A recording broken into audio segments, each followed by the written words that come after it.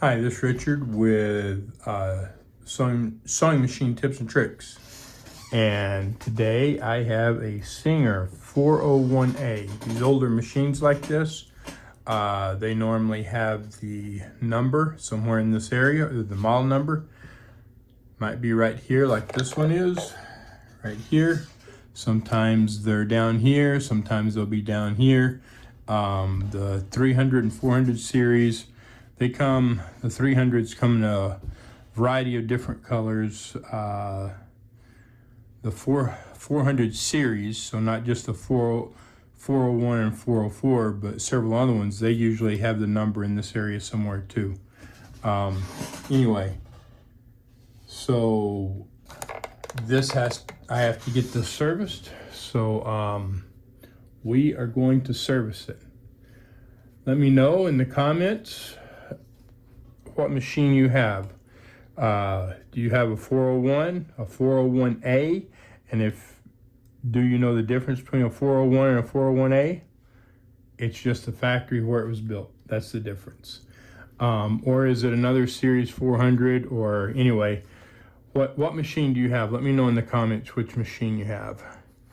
And as soon as I get this off, okay.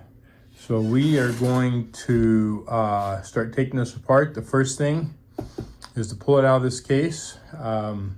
This is kind of an interesting case. Definitely not the one that was made for it. But it's got a little breathing hole. Makes it easy to clean out underneath. Anyway, yeah, we're gonna lay this back and we're gonna take it apart. And this, pretty much for all Singers, whether it's in a box like this or in a bigger stand, like a treadle stand or whatever, pretty much they all come loose the exact same way. The one thing that you have to be careful, especially if they're in a bigger stand, is them falling over backwards when you loosen the set screws that hold them in. So anyway, let's get started with this. And you need a flathead screwdriver. We're gonna carefully lay this back, just like this. Make sure we don't break anything. So you can see this case this only goes so far back, and then it pulls this up off the table, which is fine. It's not going to go anywhere. I've got to loosen this screw and this screw. Each one of them have to be loosened 2 or 3 turns in order to let go. So I will show you what I mean.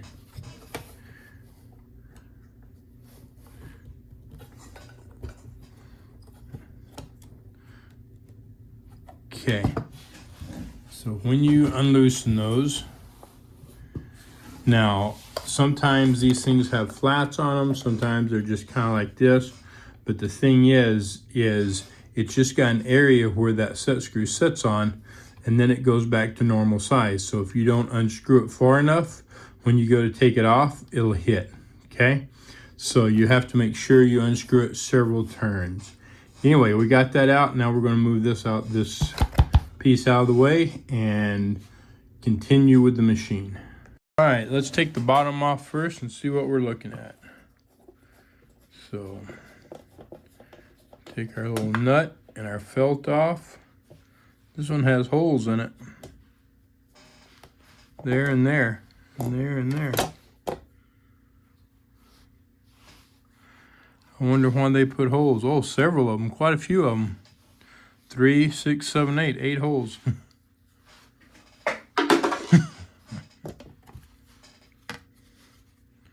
I have no idea why they put holes in it. If you have any idea why they put holes in that, why there would be holes in that, somebody obviously, it wasn't made like this. I think they tried to make them look like it came from the factory, but you can see where the paint was knocked off when they knocked the holes in it with something that made triangle holes. Anyway, if you know why they did that, let me know, because I have no clue. Anyway, All right, so everything here looks good. This moves, looks like it's moving right. This looks good. Okay. So we will move on. The feet overall look good. This one's a little loose. You see if it'll tighten up. Nope, it's tight. So, well, tighten a little bit, I guess. I don't want to get too crazy with it. If it squeezes down on it, it might break them. They're a little harder. A little dried out and hard. Anyway, all right. So now for the top, and then this. So when you take this top off, this will lift up and fall off. So be real careful with that.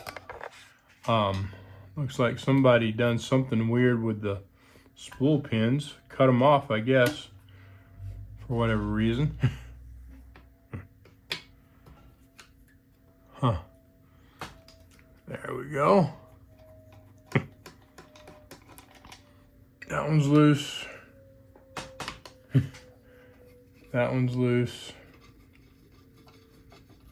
There we go.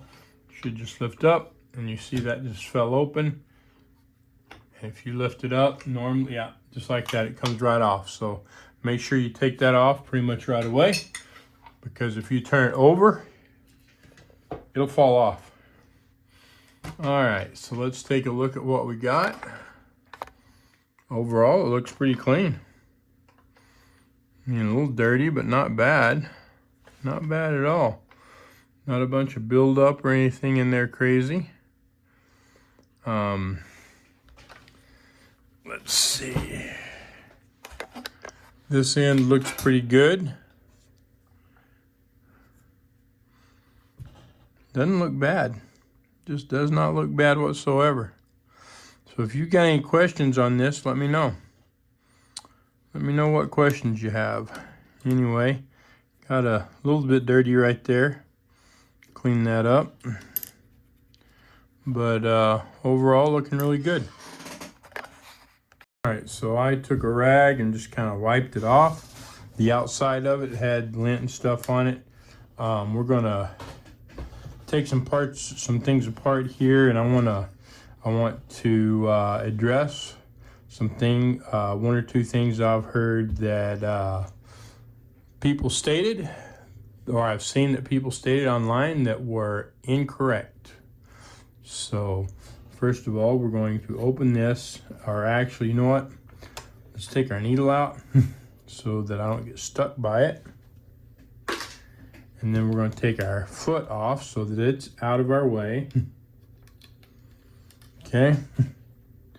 And this machine is a long shank. And I'll just tighten this screw up so it doesn't fall out. Okay, I'm going to take this off. I'm going to raise this. So before I take this off, real quick, this has two positions, okay? This is completely unlocked where you can take this apart, and you've actually got to get those feed dogs in just the right position. And then the center position is up, okay? The up position is kind of like a feed dog drop. But instead of the feed dogs dropping, the plate lifts up. So it comes up, it doesn't come up high enough to for the plate to come off, but it comes up far enough so it's supposed to hide the feed dogs. But this machine doesn't, it's not coming up high enough. In other words, these feed dogs are coming up too high, and it's still gonna catch the fabric and move it. So let's adjust this, because this is, oh, there we go. Okay. So that should be up. Yeah, okay, right there does it. Anyway, we're still going to address an issue concerning this. Let's take this apart. So you see it doesn't really want to move. So I'm going to take the feed dogs so the feed dogs drop. And I've got a call. All right, and once you get those feed dogs down far enough, that'll just slide right out, just like that. And then for this plate, well, let's just go ahead and take the bobbin out, okay? Just like that. Put it to the side. For the plate here, slide it forward. Put that down in the down position so they're out of your way. Slide that forward, lift it up, and out. So you see the way it's made, like so. When you're sliding it backwards, it can't come out. It stops right there, so you have to slide it forward. To put it back in, get your needle bar out of your way. Slide it just like that, and then you need something. You're just going to hold a little bit of pressure, not a lot, and you just need something to lift up on this, just like that. And then it'll slide in, okay? But we don't want it in there right now, so we'll take that out. All right, let's take this bobbin case out. So to get this bobbin case out, all you have to do is lift this up and move it back, just like that. And then that bobbin case will come out. Now, this will come out, okay? This is like, there's a spring in here, okay, that holds down on it and holds it in place. It'll come out. Now, if you just simply try to put this back in like that, it doesn't work, and it looks like it's broke. So what you have to do is, let me get that out. When you put this back in, you have to hold it at an angle, okay? And you're going to go in. You're going to feel some resistance, and you're going to just keep holding up on it. And whoops, it didn't work. You got to get it just right, okay? You got to get it just right, just like that. And so when you hold up on it, there's a spring in there that's pushing down, and this piece, you can see how it's slanted down. This piece has to get under that spring. If you don't hold it just right, it'll go over the top of that spring. So you're trying to get under that spring, and you can see the lines where it's rubbed on that. So again, right from the very beginning, right starting out, because that spring is pretty close there. Some of them are a little further back than others, but you want to be careful because you've got this hole right here, and you don't want to catch on that hole, okay? So you're going to put that in there about like that, get it, push it in, and there we are. There it is, okay, just like that. Now I don't need it out of there, so I'm just going to leave it sit there like that. If you got any questions on that, let me know. Now let's address another issue. Okay, so let's say that either these just aren't working and you can't move this, or they're not coming up high enough, or they're coming up too high, or whatever. Okay, so this piece right here is the piece that you're operating. You can see it move, okay? And you can see it push up. You see it here, and you see it here. Okay, it pushes up on those pieces. And the way you take it apart or adjust it is right here. All of this is metal except for this. This is plastic. And I want to get the right screwdriver. And a lot of people think that you should either be able to turn this like that, or if you raise it, that you can turn it. And that is a misconception. It will not work. Either way, whichever way you've got it. I like to put it in the down or closed position, whatever, because it's easier. You have to raise this up, okay? You have to lift that up, and I'm going to show you why. Now we're going to look at and see exactly where this is, so I need a different screwdriver because I don't want to mess that up. Let's see. That one will fit. Okay.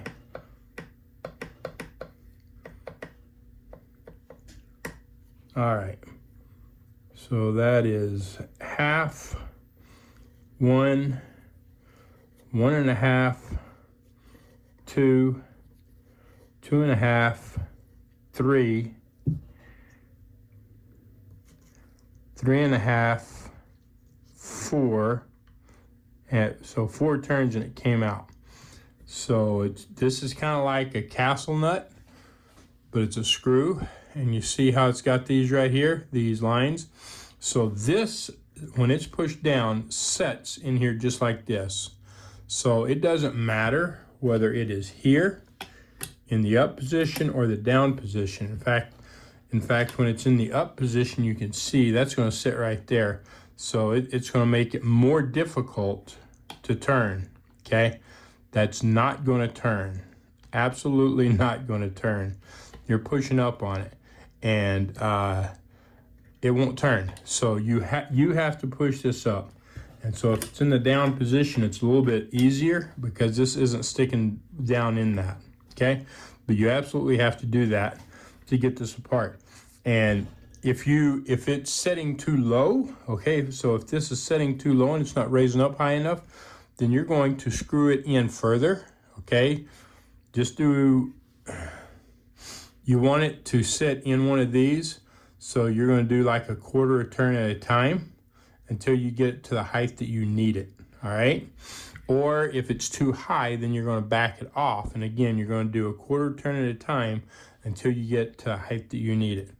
I don't need this out or anything, but since we've got it out, let's just take a look at a couple of things. So you can see right here how this is made, right? So this is exactly how they're made. Got the 2 springs on there. Got this piece that holds them together. Let's turn this down. And then there is this piece that goes in there this way, just like that, okay? Since I got that out of there, got something in that, I will lubricate them and put them back together. But when you're ready to put it back together, it goes just like that, okay? So you're gonna put that on, and you see the flats, right? You see the flats on each side. They have 2 flats face each other, and then it goes in. Well, need the springs. Gotta have the springs, okay? And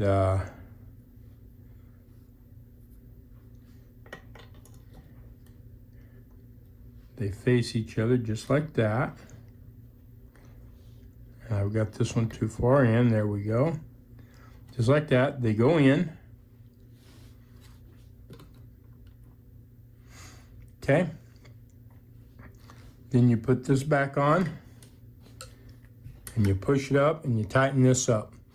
Anyway, I'm gonna pull these out and lubricate them. It's, you know, if they're dirty, then you're gonna clean them up with mineral spirits, nature alcohol or something if they've got a lot of varnish and stuff on them.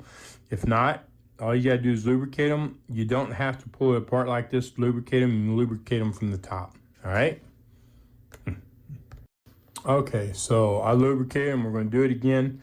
And I just thought someone might ask, does it matter if you swap them out side to side, or they have to go in exactly in the exact same holes? It doesn't matter. What matters is that the flats face each other, because the flats dictate the side that this is on, where the plate goes in, okay? So the flats absolutely have to face each other. And then you gotta put them in pretty straight and level, just like that. Okay, now you see that flat's not facing. All right, so I'm going to turn it just like that, and That's it. We're in. Okay, we're hitting the spring there. So we will put this back over. All right, and if you're not sure what I did, I took the center pieces out, I lubricated them, put them back in, and then I lubricated the outsides of these, okay, because all that slides together. Now, you can put some lubrication on these threads just to make sure that it spins nice and easy. And if you don't remember, we did 4 turns, so we're going to start in the up position. And I need to push that far enough up. And getting this started, do not cross thread it. Okay, so there's half. Whoop, nope, there's nothing. So this is a problem sometimes. See, now it's cross threaded. Don't do that. Okay, there we go. Half, 1, 1.5. Okay, I'm at 1.5. I need a screwdriver.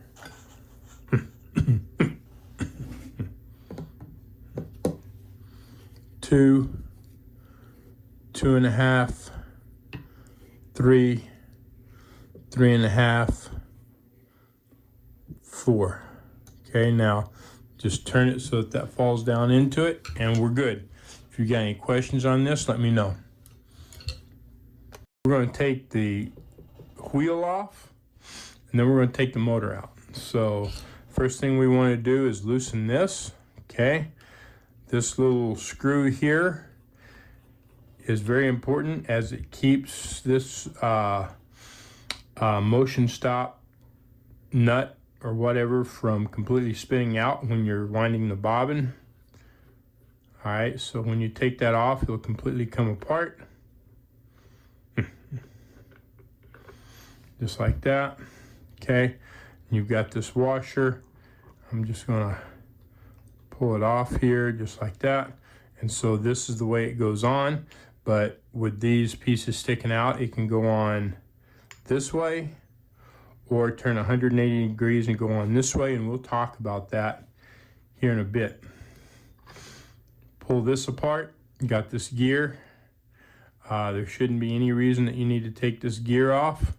If there is, I'm not going to take this off. If there is, you have to take this off, pull that out, and there's going to be a spring in here. You have to make sure that you get that spring right back in place. If you get this, if you get rough with this, you will break it, and then you will be hurting. You'll have a problem. And the main reason to take this off when taking the motor out is just to make sure that you don't mess it up. I can normally take these off without messing up normally take the motor out without messing this up, but I just want to show you how to do it, because if you don't take this out when you're pulling the motor, you have to be very, very careful. So anyway, all right, so now we've got our motor here. We're going to take it out. All right, and in order to take that out, the first thing you need to do is remove this screw.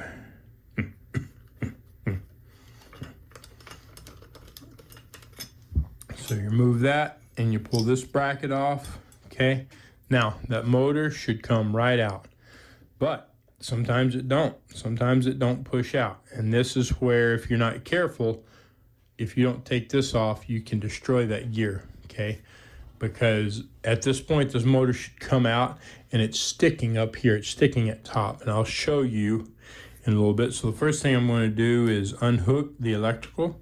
Okay, there's just 2 prongs. Why didn't I do that before I tried to take it out a while ago? Because if you push it, you can push it a little ways and get a hold of it a little bit better, get a hold of the electrical a little bit better. But with what I'm fixing to do, you have to kind of get rough with it. Okay, so I'm going to take a wooden mallet. In fact, I'm going to take 2 wooden mallets. Okay, I'm going to lift my camera up, and there's a lot of different things you can do. I'm going to put this wooden mallet right on top of that gear, just like that. All right, and you saw it drop. Okay, and so now I can take that motor out, but I want to be very careful because sometimes it'll just slide right out. There we go. So you see this right here, this is what was holding it. I'm just going to wipe that off like so. And I'm feeling it, making sure that it feels good and it rotates well, and overall it does. This on these is a bearing, and it should be lubricated. I'm going to put a little bit of dry lubricant in it, and just like that. Okay, that's going to keep that bearing lubricated, and it should just seep down into it. Yep, and you can see it did. Now, you don't want to put a whole lot more on there, because it may, if you put too much on there, it may seep out the other side, out the bottom, and you don't want that, okay? We will look at it. We'll pull this thing apart here in a minute and look at it and see if it needs any attention. So for now, we're just going to put all of this stuff to the side.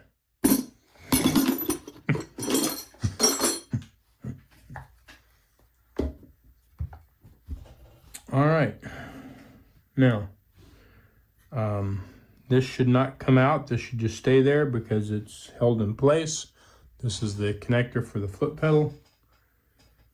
If you got questions, let me know. Now, this should turn by hand, should turn quite easily by hand. And it does.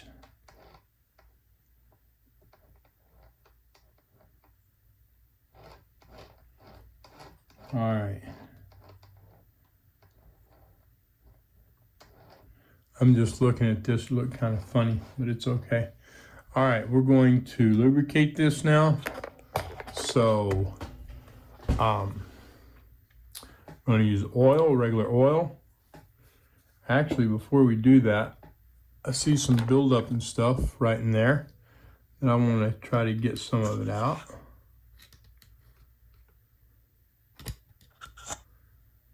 You can see that, just kind of nasty. Nasty, nasty. And I'll put it on this already dirty towel.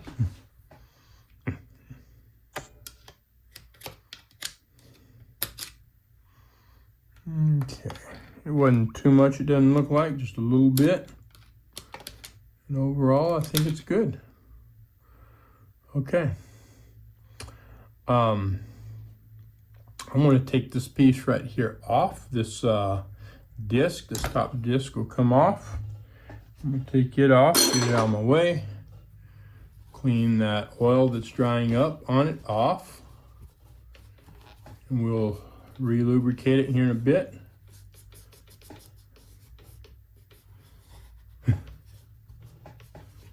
Okay, now get our regular oil, and we're going to put some oil right down in here. Just like that. Fill it up. Fill this one over here up. I'm not sure you can see what I'm doing. Just like so. And we'll turn it.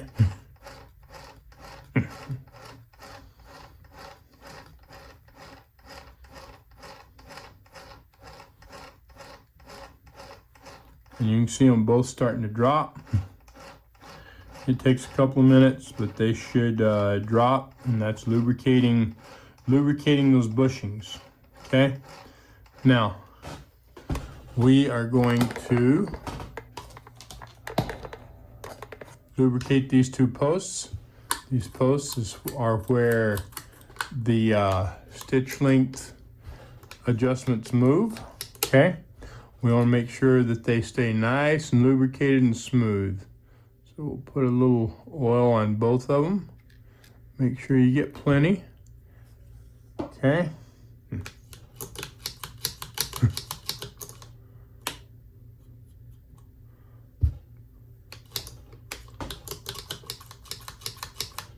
Just like that. Just like that. Operate them, make sure they stay nice and lubricated and moving well. Now, we've got this piece that moves in and then this piece that moves out.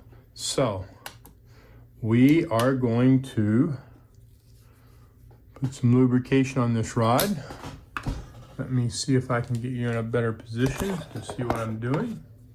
Okay, so I'm gonna put some lubrication there and push it in and out.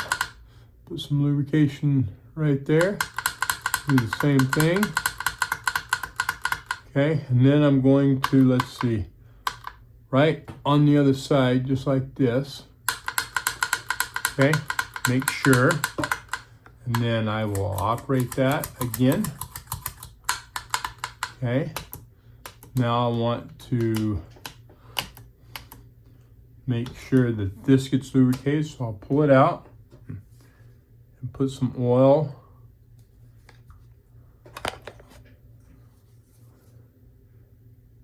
right there. Lubricate it or move it just like that. Okay, and we should be good. Okay, now there's a little hole right there. I want to put some oil in that. Okay, fill it up. Turn it just like so.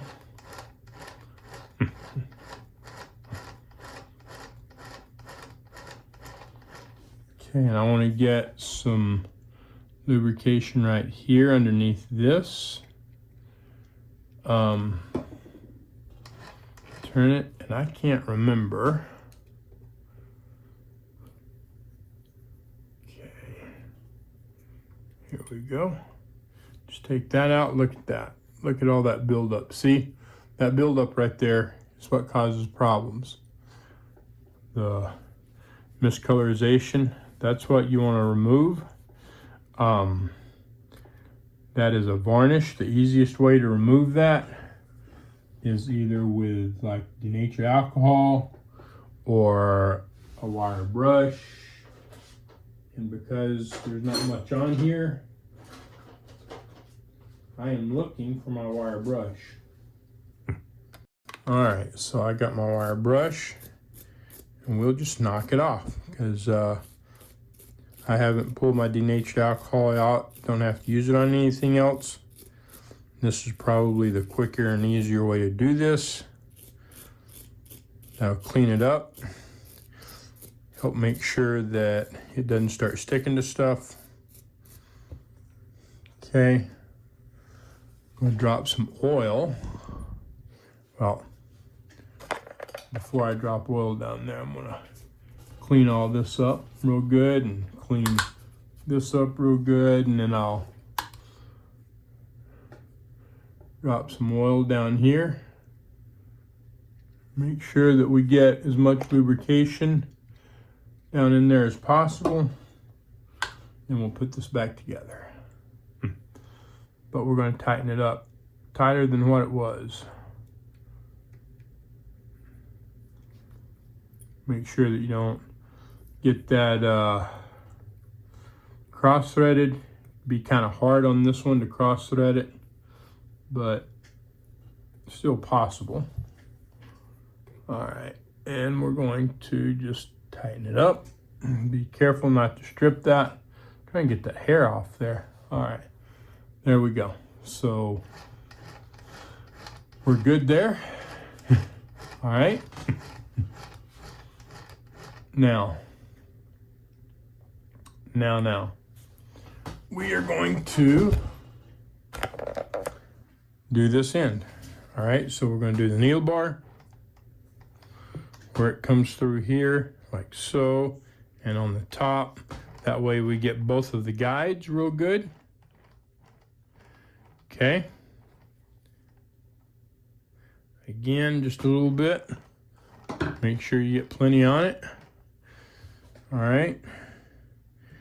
Now, I am going to remove all this, just make sure it's cleaned up. And it's not going to lock up anytime soon, so we're going to remove that. And then, make sure this is down. Usually you can get this out, yeah, just like this. Just like that. Sometimes you have to take that apart. Anyway, you can see it's kind of dirty. So again, you can use denatured alcohol or a wire brush or whatever. I'm just going to use my wire brush. Knock it off. Make sure it's cleaned up some. It doesn't have to be perfect, but especially this piece, you can absolutely start sticking. So we're just cleaning most of the gunk off of it. And we're getting there a little bit. Okay. Then we will drop some oil in there, drop some oil on this and down the spring, just like that. I'm going to drop some more oil down there, kind of fill that up. Okay. Then we're going to put this back in, so get it lined up, drop it in. Then when we get to there, we just have to kind of finagle it in, and there we go. Now, where's my other piece? Oh, there is. I may or may not be able to get that out of there. There's another piece right here. And you can see it right there, okay? It will come out. Actually, I don't think it will come out this way. I think it has to come out the top. Let me push that down and see. Okay, so actually it will come out there. I'm going to take this back out. Just like this. Hold that down, pull that out. Then we're going to push this down, just like so. Maybe, and maybe not. Okay, so then I'll see if I can push it back up out the top. There we go, right there. And again, you can see all the buildup on it. We're gonna clean the gunk and crud off that just to make sure that it doesn't stick. At some point, start sticking. It's going to keep it operating correctly. Anytime that gunk starts building up, when it gets thick enough, it'll start causing you problems. So, you just want to clean it off. And a wire brush is a quick, easy way to do it. Now, I'm not going to put that in first. I'm going to put this in first. Drop it back down in there. There we go. Put some oil on this, just like so, nice and oily. Drop it back down, there we go. Put this back on. Don't cross thread it.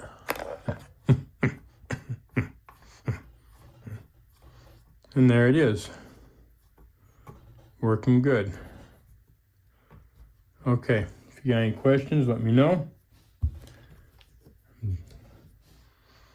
All right. Now we're going to get all these joints. Okay. So that joint, this one back here, everything that moves, including the one that hooks to the needle bar right there. Okay.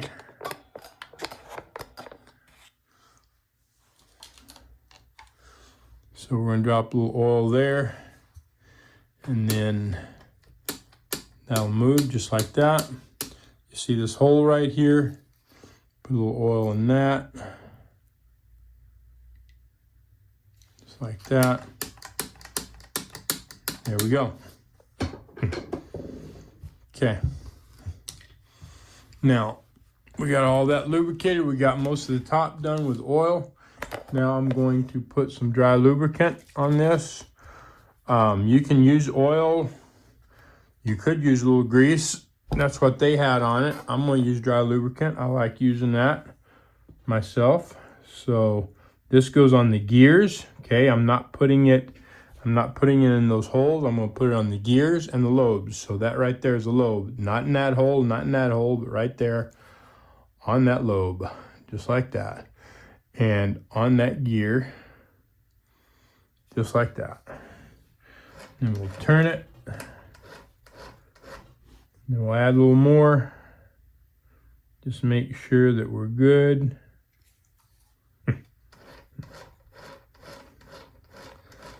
Okay, we're good here. I'm going to put it on this gear again. Just make sure that it's good. Okay. Now we've got some old drying grease down there. I need to try to get it off. I don't know if you can see it or not. It's right here.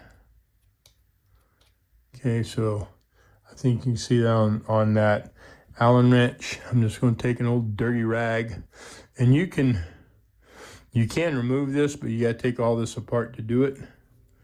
So I'm just going to shove this down in there and use this small Allen wrench to really get it in there and hold it. And I'm going to turn this.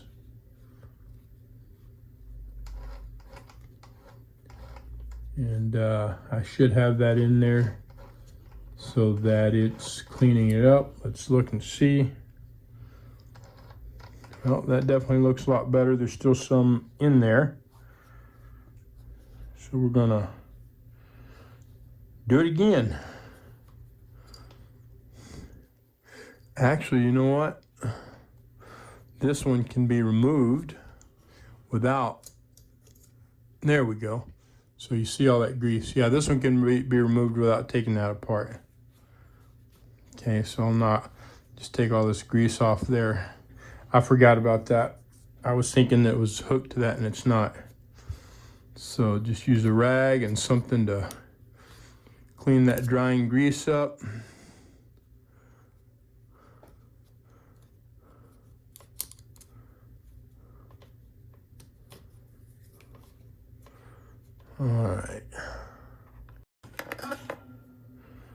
All right, and I'll shove this in there. I've got better access to it now. So I can shove that in there and just hold it there and turn it. Actually, this is a little wider. I think it'll do a better job for me. Whoops, got caught in that gear.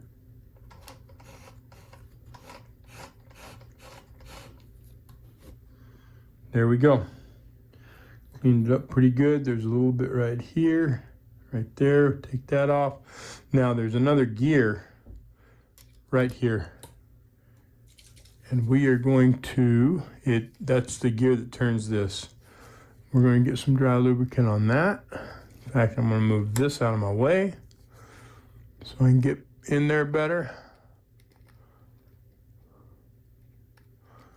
Okay, and it's probably best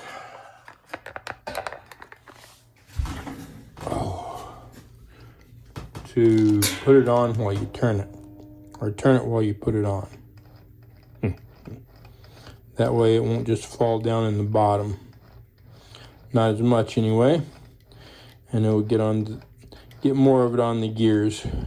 Okay, so I'll put a lot in there. I'll put a little more. Okay, I think we're good. All right. If you've got any questions, let me know. And we will move on to the bottom. All right, I goofed up. I thought I was recording and I wasn't. So we want to take these apart. I've already taken this apart and put it back together. I'll take it apart again. You're going to have a screw somewhere. You're going to have a screw that you have to remove out of the end of this. It's right here. Okay, remove that screw.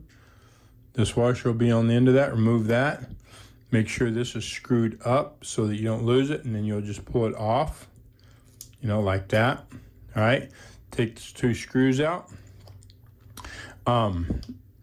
That's really simple. This one here is simple too, but it can be a little more confusing. So take your 2 screws out.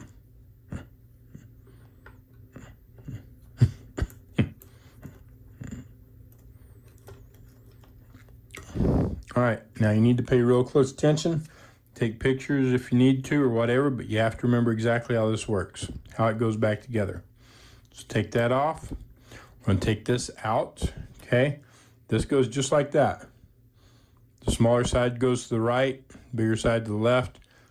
The little bumps go up, not down, so it does not go like that. It goes like that. It goes on top here, all right? And then you lift this up.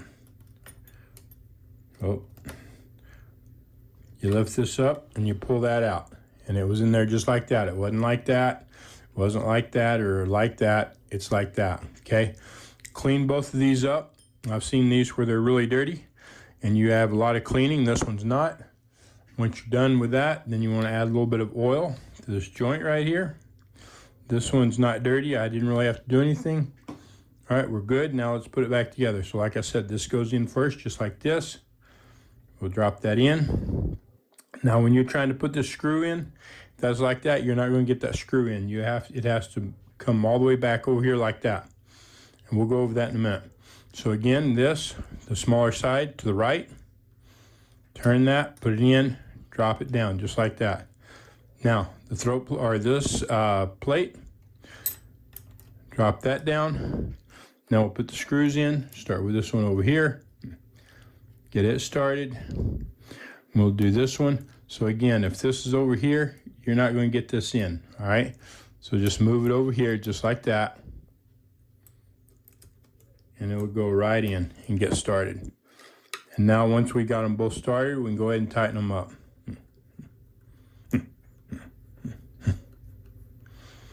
Like I say, I've seen some of these really, really nasty, dirty, and you need to clean them up. But this one's not, so there's nothing to clean. Just wiped it down a little bit, added oil, and we're good. And it works fine, okay? All right, now, this is a little dirty, as you can see. So I'm gonna just wipe the bottom off here and the side and try to clean all this up real good, just like that. Okay, that green color is from the copper corroding. I'm gonna get all that dirt and stuff out of there, just like that. And you can use a screwdriver or something small to get in there and wipe it up. Okay, so this thing has a pivot point on it. We're gonna put some oil on that. Back here where it pivots on the right hand side.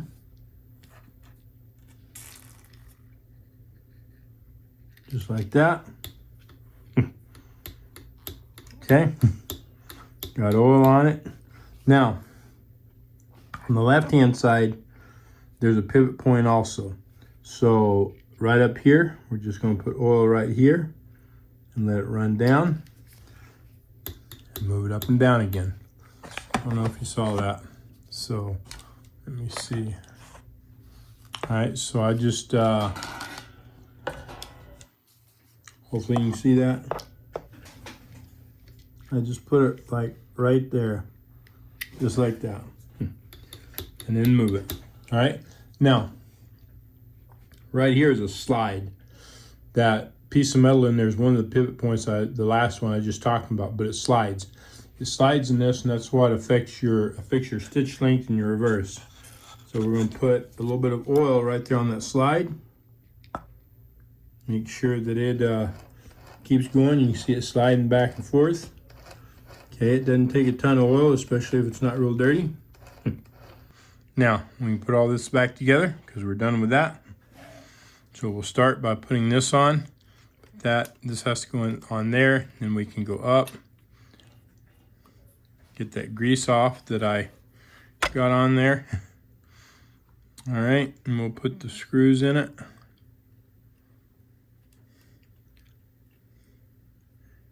Get each one of them started first. So I'll do the top first. It's up to you which one you want to do first. I just like to do the top, makes it a little easier for me. Once they're started, then we can tighten them up. Try not to slide off and mess up your plate. Okay, it doesn't have to be deadly tight, just up nice and snug. There we go. If you put it on deadly tight, then next time you go to take it off, you may not be able to get it off. All right, so we're just going to check this piece. See how dirty it is. It's not too bad. It's got a little bit of dried gunk on it, the yellowing part of it. Wipe it off. And I'm going to take my wire brush and knock that yellowing stuff off to help make sure that it doesn't start trying to lock up on me and get tough to move from oil and stuff drying up on it. Okay, now what I do right here, put this back together. Make sure you get it turned the right way.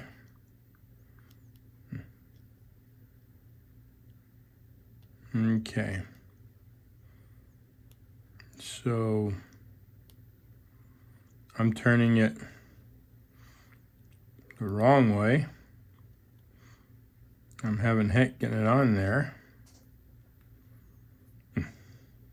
So I'll show you another trick.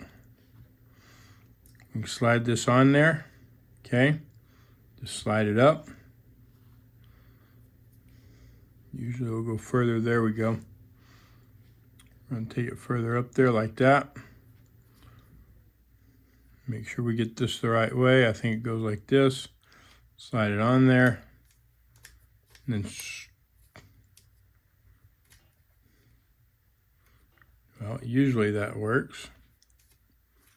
It does not want to go on. Put a little oil on it.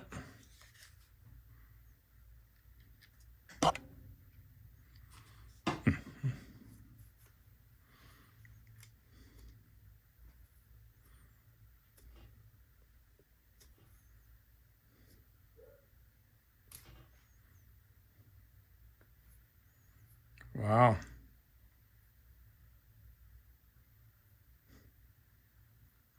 There we go. You just can't get it cross-threaded. Okay, that's the most important thing. And it's a left-hand thread. Okay, so turning it left here, and it pulls that up. So there we go. Then we will put this washer back on there, just like that. And put the screw back in it. Tighten it up.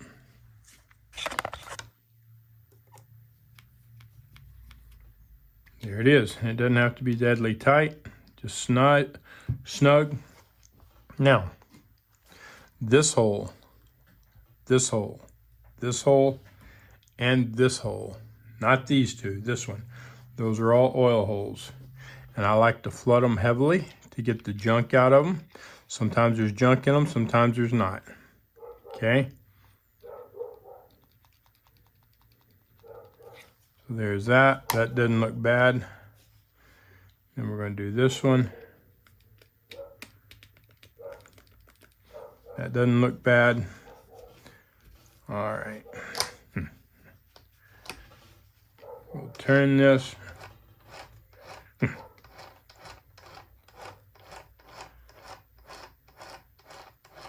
All right, now, because these are down, a lot of times a lot of junk gets in there. So these are the bushings.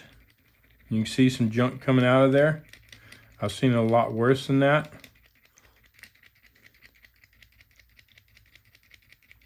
Okay. So you can see all that junk that came out of there.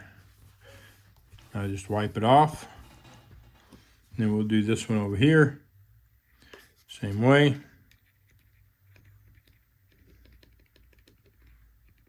Oh, you know what? This one's open. So it goes down there, but it's open. It's never going to fill up. But guarantee you, as you saw that, I cleaned it out. Now I will turn this. And while I turn it, I'm going to put some more in here. See if there's any more junk to come out. Because this is like the worst one for junk. And you can see a little bit more came out. Continue to turn it. And if you get a bunch of junk out of these, then you can turn it as well while you flush it. This is just making sure that this is nice and cleaned out. And you see even some more came out of it. Okay. That should be good. That's not a whole lot that was in there. So we're good there. All right, let's turn it over on its bottom. Okay. So you see it dripping, right? That's from what I just put in there. This slides through here, so we want a little bit of oil on that. On both sides. Is it going to hurt? Whoop, wrong one.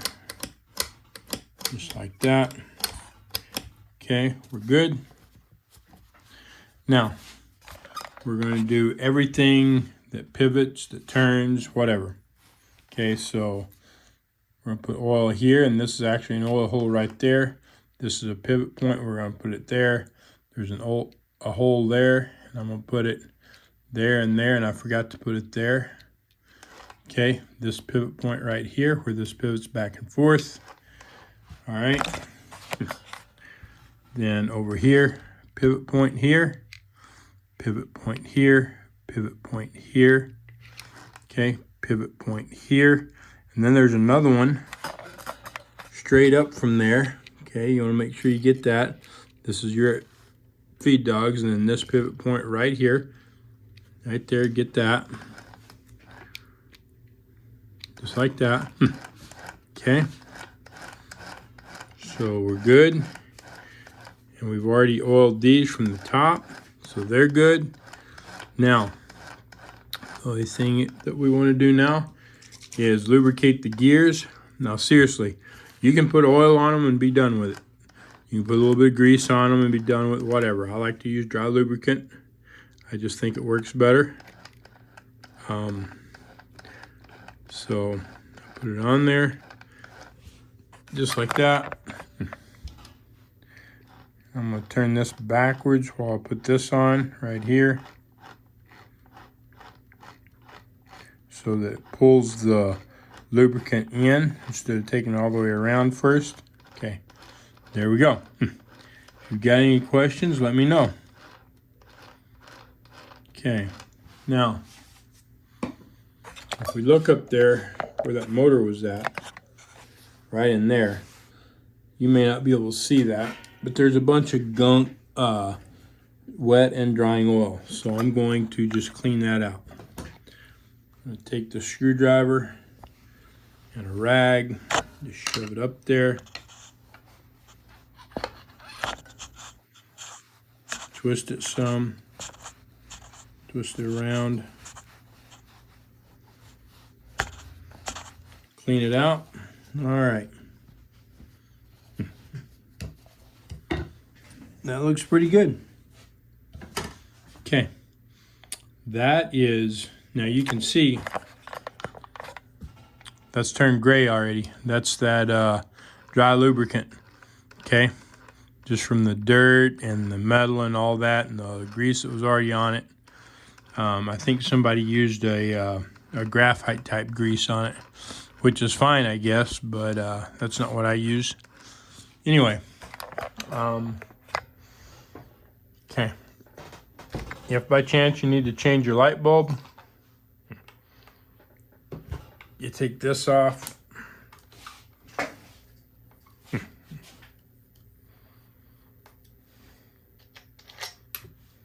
this one off.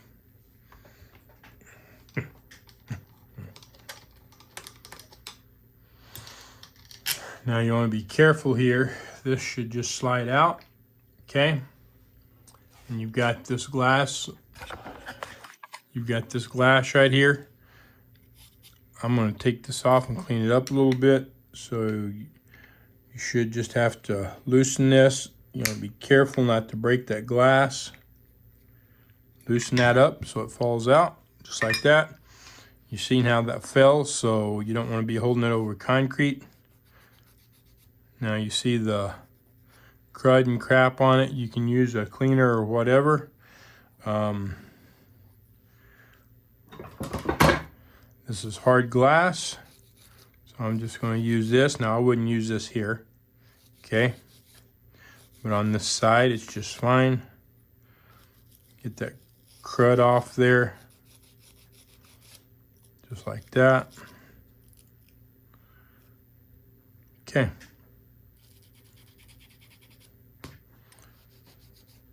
There we go. Done. Clean that out. All right. Kind of wipe that out. And then you can do whatever cleaning that you want to do in here. And now you can take this bulb out. Just like that. All right, so after you get done cleaning all that up and changing your light bulb or whatever, by the way, you can put an LED bulb in this and it'll make it much brighter. In fact, if you want one, I'll have a link down below. This is a 2-pin, all right, and they make those. They make them longer and shorter both. So I have a link down below, and in fact, you know what? I'll show you the difference between the two. I'll do it right now. So this is actually the shorter one. Both of them, longer or shorter, doesn't matter. They're just as bright. Anyway, and either you can see this shorter one, longer one's about the same length as this, maybe just a hair longer. Well, you know what? I don't know why I did that. Let's put this back in for a minute.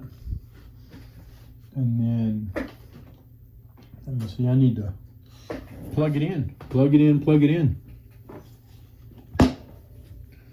So I gotta find the cord. There it is, right there.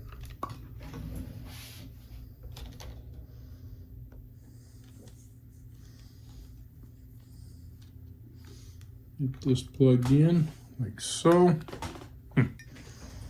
Plug this side in to the electric. And this is just a regular light bulb, okay? So you see how bright that is, and whoop. If that is, well,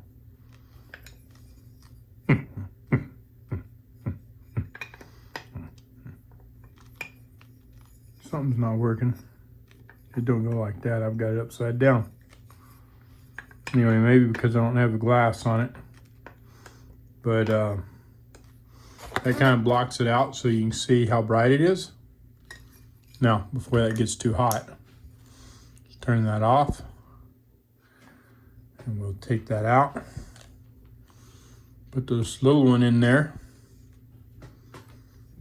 And I'm going to put this over it because this thing will freaking kill you. You ready? There you go. Much brighter. If I take this off, woo! Yeah, very bright. So you can see how much brighter that is. And they fit in there just like the regular bulbs, but they are much brighter. Anyway, if you want one, if you want to put one in there so you've got more light, there'll be a link down below in the description down below. All right. In fact, I have a link to a longer one and to a shorter one both, so you can get whichever one you want. All right, let's turn this off.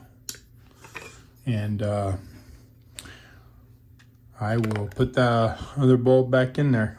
All right, and then anyway, back to what we were doing. Once you get that cleaned up, put this back in there. So you see how it's turned, it's gonna go, it bends out, okay? Put this back together, put it in there. Maybe, get it started. There we go. And then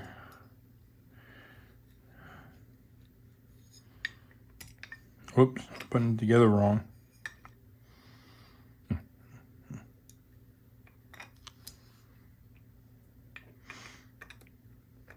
don't know what the heck I'm doing. Oh, yeah, I do. Trying to put in the wrong spot. So right there, just like that. And then turn that back up over it, just like so. And then tighten it up.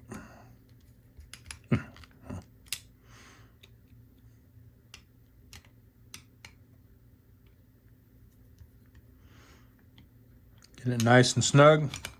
You don't have to kill it. And then we'll put this back up there, just like so. So that's anyway.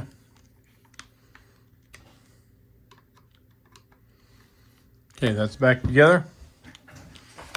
We'll make sure that our tension discs are cleaned out and our take-up spring is working properly. That looks good.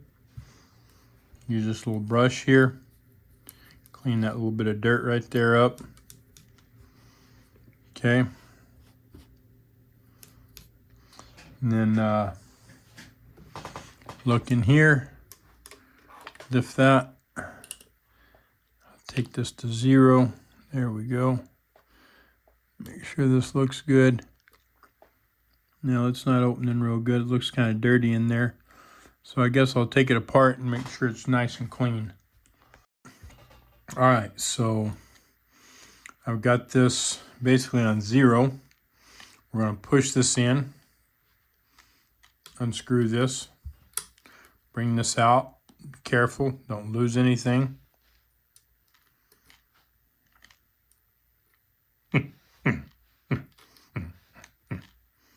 Okay, now this whole thing will just slide out just like that.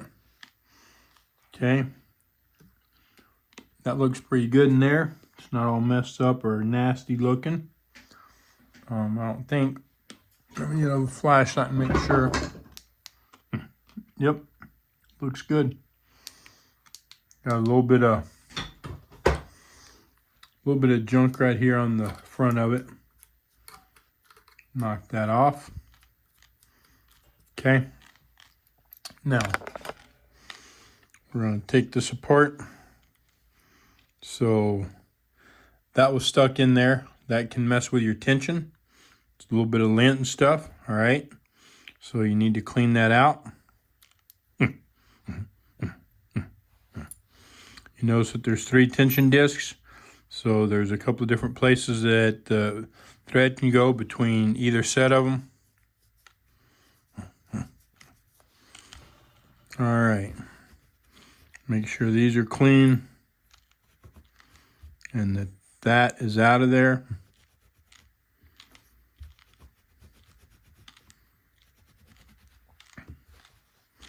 All this looks pretty clean, looks pretty good, including the spring, a little bit of dirt on it. Get that off there. Now I'm gonna look for some sandpaper that I have. This is a 600 grit. You can use 600, 800, something like that. And I'm just making sure that these discs are not only clean, but they're not glazed up. So you get good tension.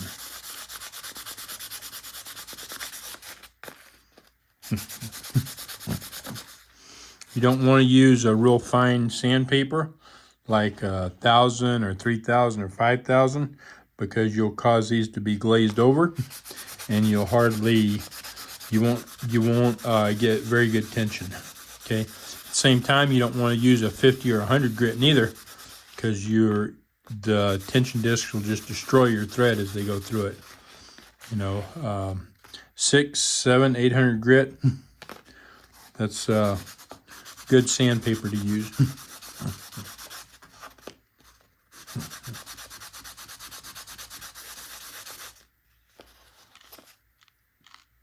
Just making sure that they're cleaned up. If they happen to have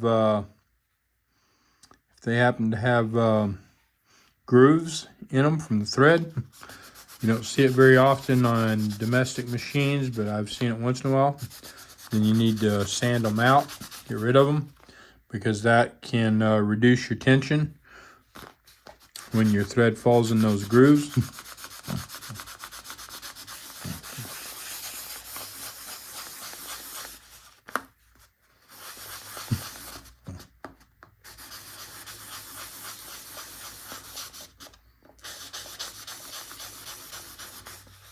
Okay, so there we are.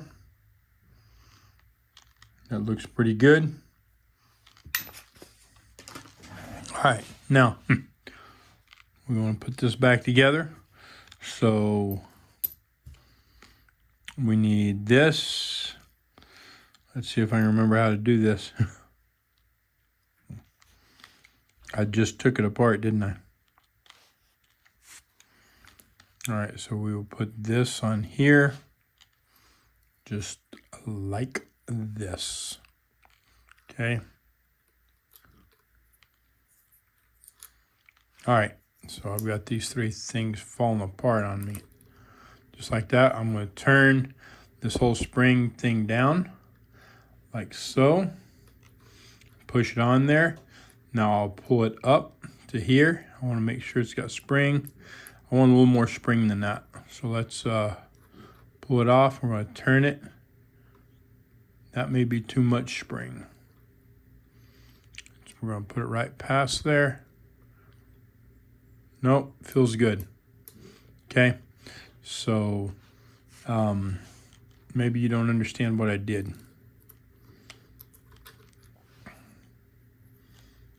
So this piece here has to go in one of these, and that's what keeps it from turning. And so I'm putting this like way over here, okay? Like so, just like that, all right? And then I turn this up. There we go, done. Now, we will put this over that.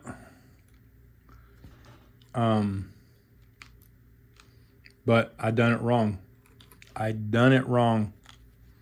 So we're gonna pull it back apart.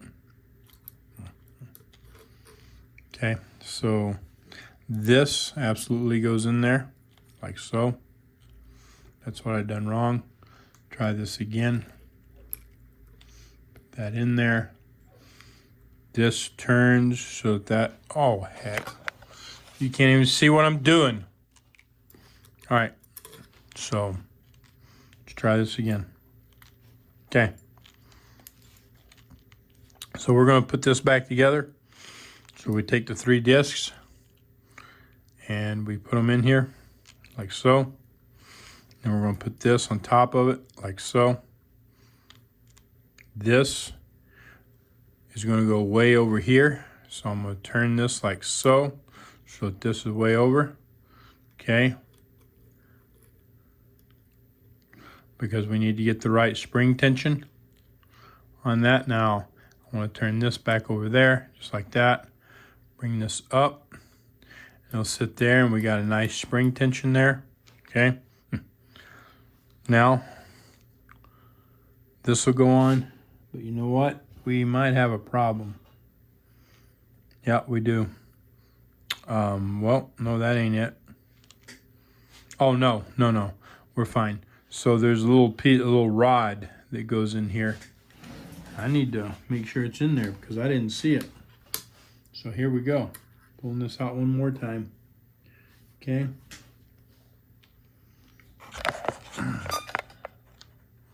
So you can see that rod right there. That's a little detensioning rod Okay, it's absolutely got to be in there. When I put, and you see it moves in, okay? And then when I lift that up, it moves out. So I'll put that down. And we're gonna put this back together, maybe. I've got in the wrong place.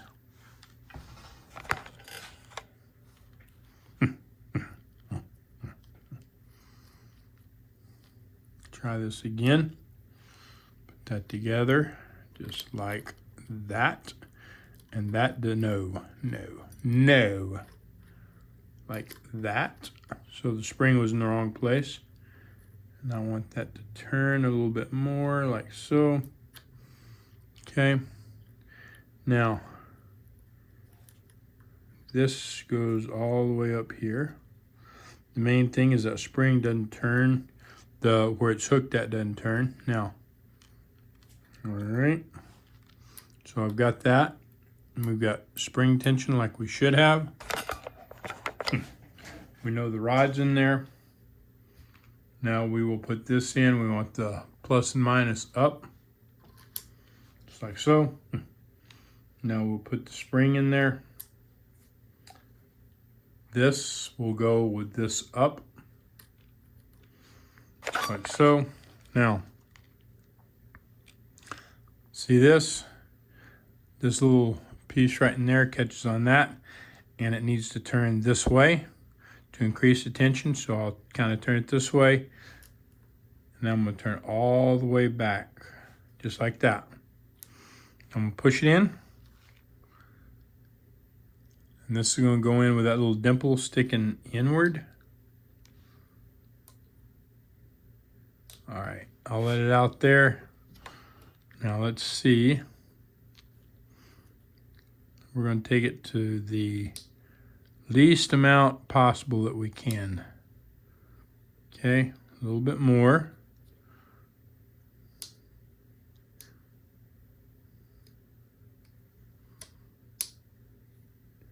Okay, that's see, that's pretty loose right there. So that's absolutely as far as we're going to be able to go. In fact, it might be a little bit much. No, I think it'll be okay, because once we start going, yeah, we're good. So you see how this is just starting to get loose. You don't want this real loose. In fact, if you moved it up one more, you'd probably be good. And then this opens, right? You can see them moving. And if I turn this to 4, which is where it should be, now that's open, now it's shut and tight. Okay, so we're good. There you go. There's how you take your tension assembly apart and put it back together. All right, let's talk about cleaning some of the crud up off this real quick. I'll show you how to do it. First and foremost, you know, you've got right here, we've got a bunch of stuff in here. If I can get a good, there we go. You see that? Now most of that's wet, okay? Need to clean that up because you don't want it drying up on there. So get a screwdriver or a rag. Okay, that's old nasty gunk. Okay, and you can see I got the liquid part out of there, but we still got some in there, some dried stuff in there. So we are going to clean it out. Okay, so how do we get that out of there? We get it out with denatured alcohol. I've got denatured alcohol right here. Okay, use a brush.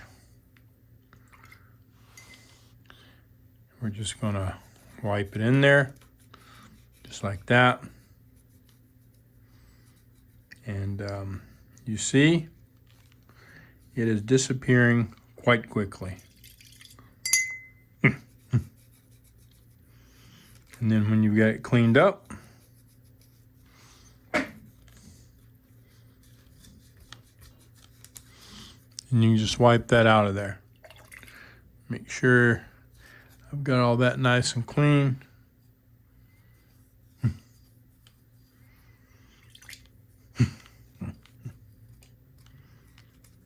Okay.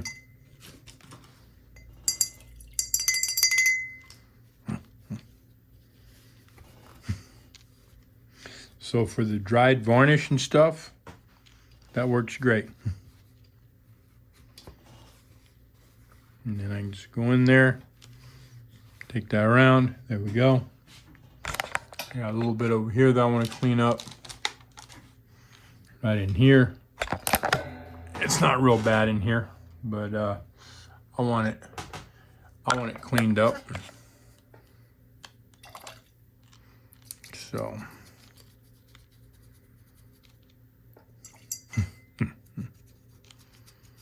just like that.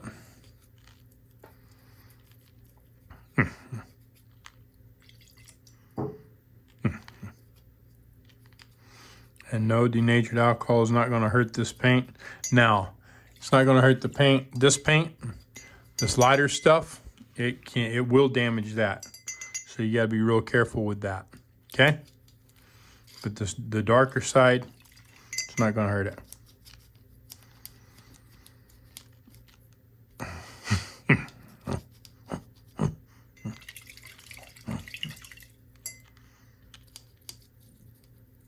Okay, and you see some of it's kind of not cleaning up real well.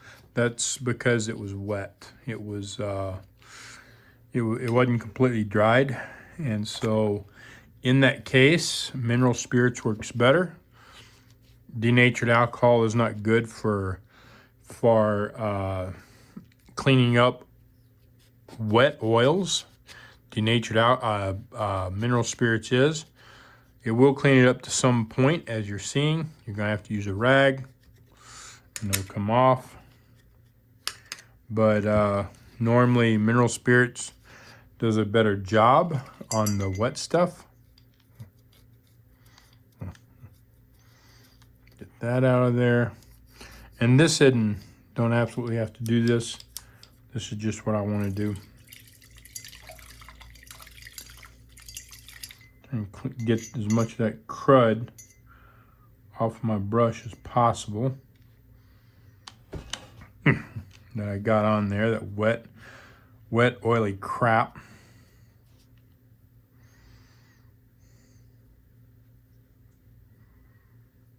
I think I got most of it off. Okay.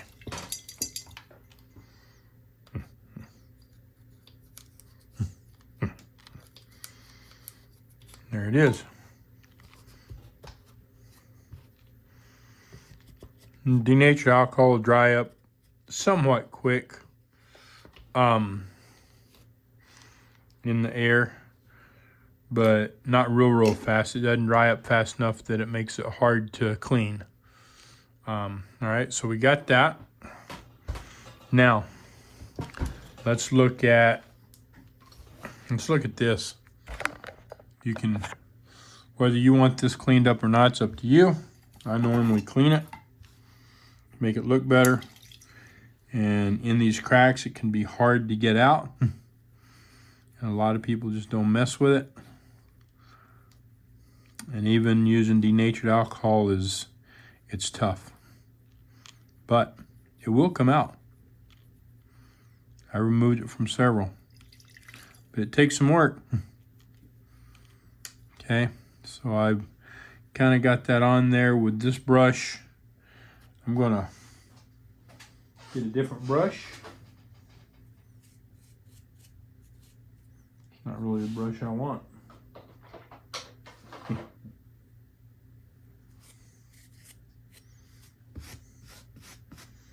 That one might work if I have to make it work. This is the one I want, I think. Yeah, okay, so this is more of a stiff bristled brush, toothbrush, what used to be used as a toothbrush. I just put it in there.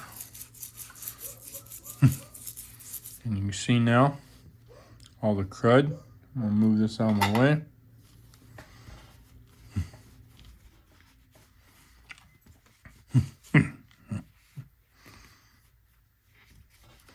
See, it cleaned everything up really good. There's still some there, though. You may or may not be able to see it. There's a little bit there.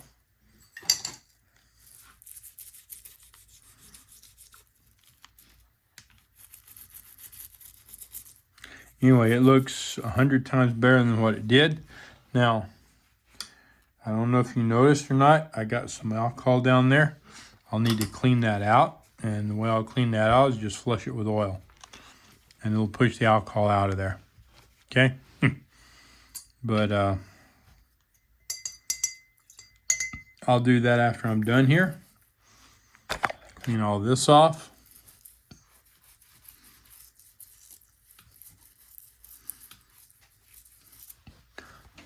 Just like that.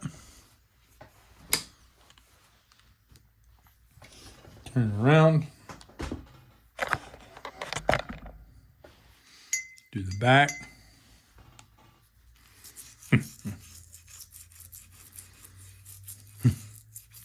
Unfortunately, for some reason, the paint's missing right there. For whatever reason, I don't know why.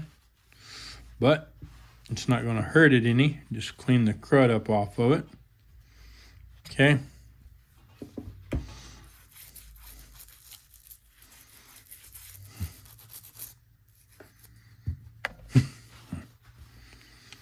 I use denatured alcohol on a lot of my machines to get them cleaned up.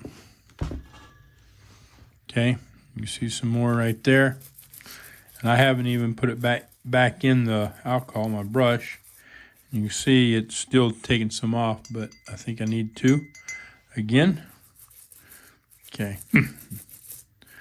There we go. About as good as it's going to get that. Now I'm going to show you. I'm going to turn this up. We've got this right here. Okay.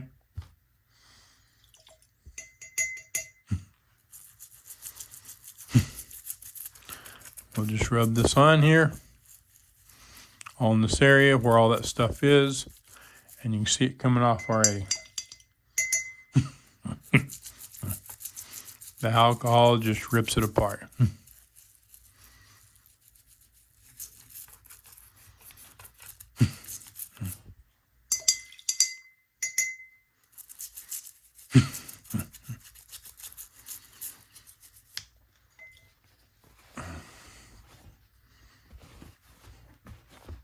Now, you see how it kind of makes it dull?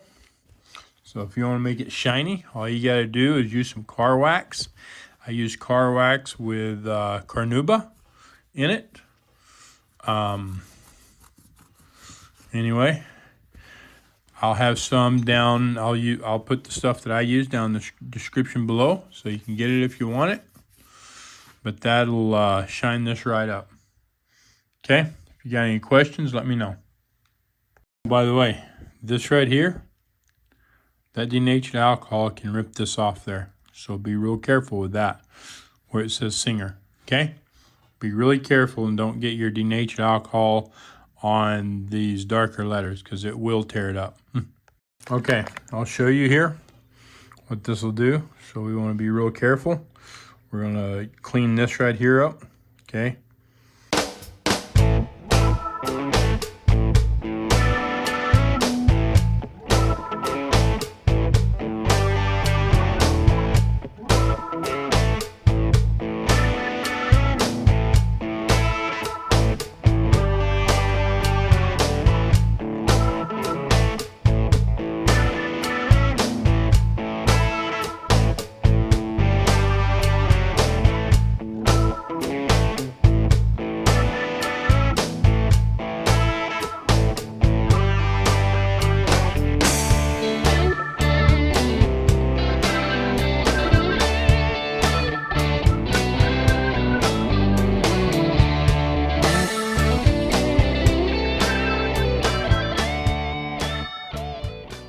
So got that cleaned up. I'm gonna put find my oil, because I want some oil in here.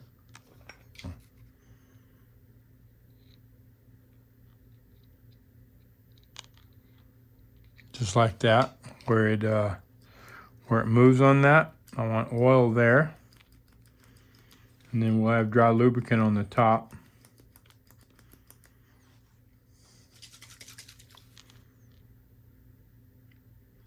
Not going to put a whole lot of it on there right now because I don't have it's not put together with the motor in and stuff. So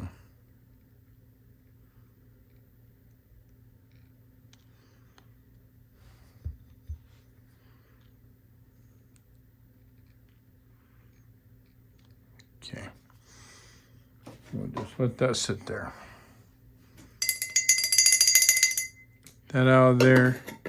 Close that up for right this minute. This in the back. Get our motor. And I got to put this back in here in a minute too. This thing fell out of it. This old pin. Throw that away. All right, so we need screwdriver.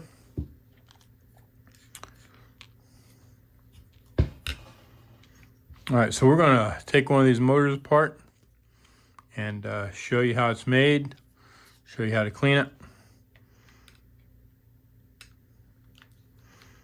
So we'll take this screw out.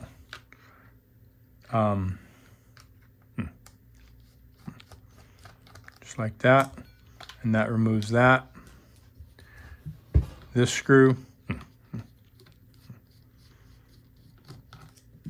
that removes that. Now we have access to the brushes right here, okay? So if you want to take those out, you just lift it up, take it out. Brush looks pretty good, doesn't look bad. And again, we'll do it over here. Do that just like that. Whoop, I want to come out. Overall, it looks good. I'm going to clean that up, get the oil off of it. These wires, see how those go in there? Okay. Now remember that because you're going to have to put it back together. For now, we're just going to pull them out. Just like that. Okay. And now we will undo these two screws on top. And as we do that, this falls out, okay? We'll do it on this side too.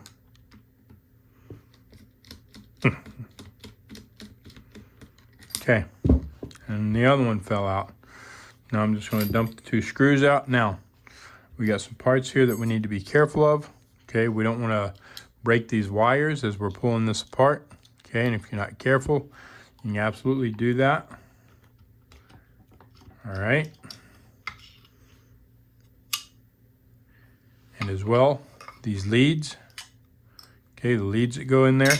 Now, also, got this piece of cardboard, and you got this little piece of metal, spring metal, that holds that tight in there. Okay? Now, this whole thing will just slide off. Remember how it goes on. Okay? You know, I see I'm getting junk on my hands. Okay? And we got this little piece of plastic in here, and we'll put it back when we're done. Clean it up a little bit.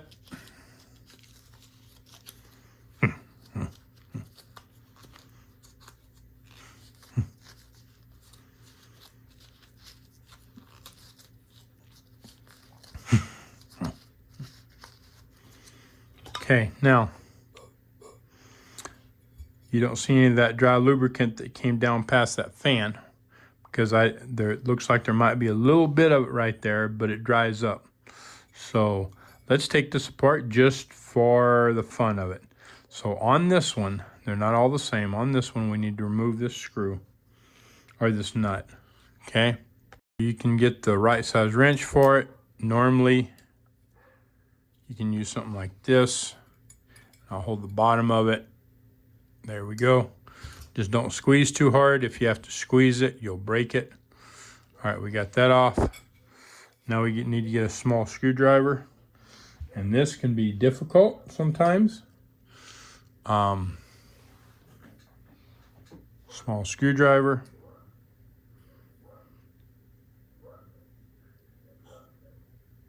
And this one doesn't want to go in. Nope.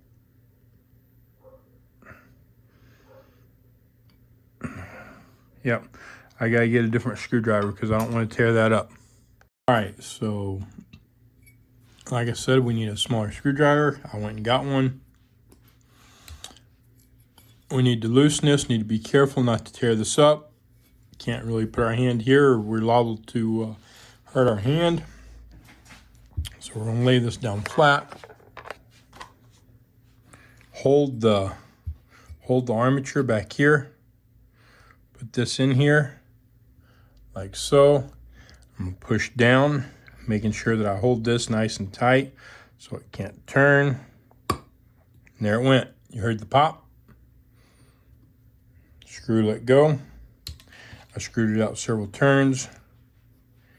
Now, it's not wanting to let go. So, there's a couple of things that we can do. Make sure that there's only one screw. Okay, there is. So I'm going to start. Well, make sure this is backed off plenty. Take it out a few more times. I want to see if I can turn this. It's not turning. It's stuck on there. You can put denatured alcohol down in there and let it soak through there.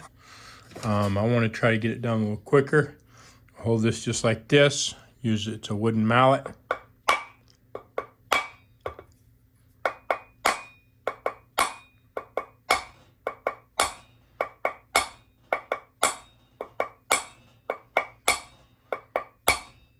So it's moving, but it's moving slowly.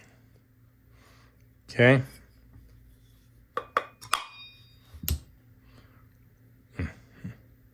So let's see. Let's put a little bit of denatured alcohol in there, see if it will loosen it up.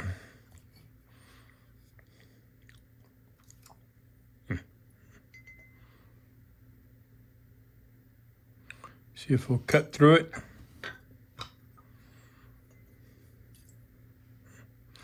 It should. Normally it does.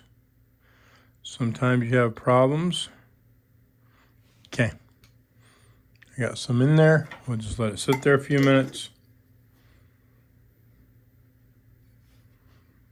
Make sure it sits up. Put my lid on that and move it out of the way.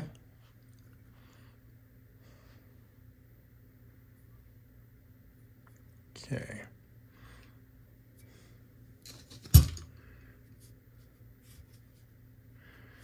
Some of it came down here on top of that bearing, and I just want to take it out of there, get it off that bearing. There it is, right there. That's all it took. Okay. Now, and you can see some of that crap in there. And anyway, you can see how quickly that works now. Let's see if we can get this to move.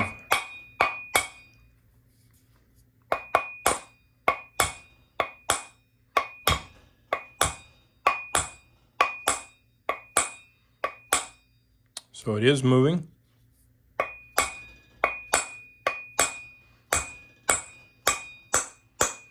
You want to be very careful. You don't want to use metal hammers or anything. In fact, me using this could possibly mess up those threads. Usually it won't.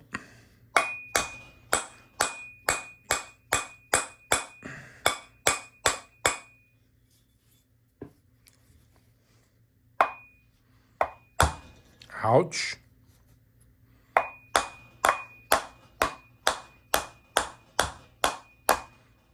Okay, let's run it back in. Be careful not to hit my hand.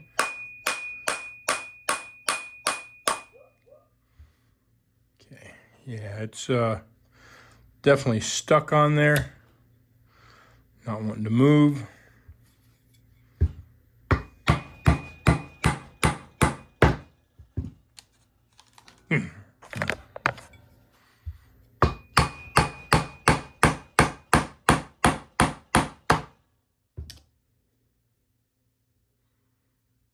Okay, I'm going to use a Actually, I'm not gonna do that. I'm gonna use a little sandpaper on this.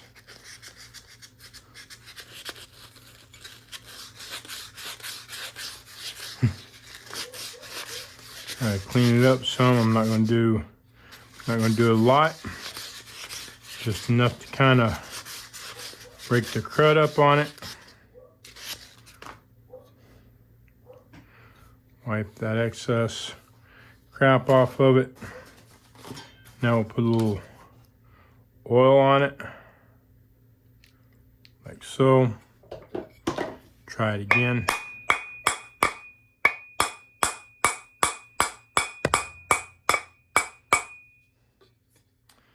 It does not want to come apart. Normally they're not this hard.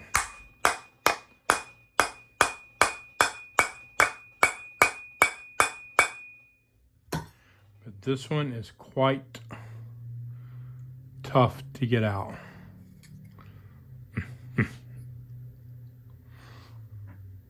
Okay, so the little pieces that fell out, you can screw one on here.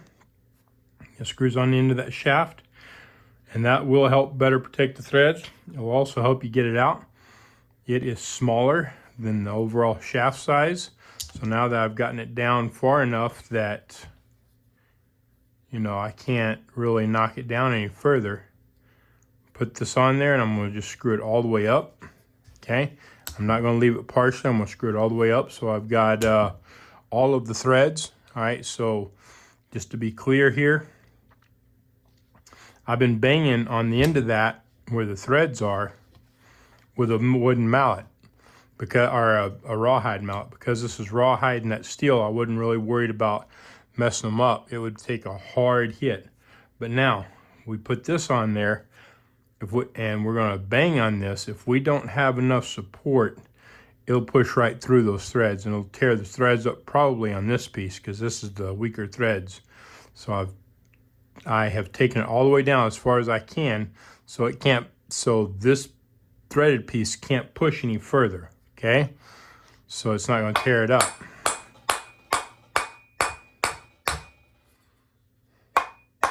Ow!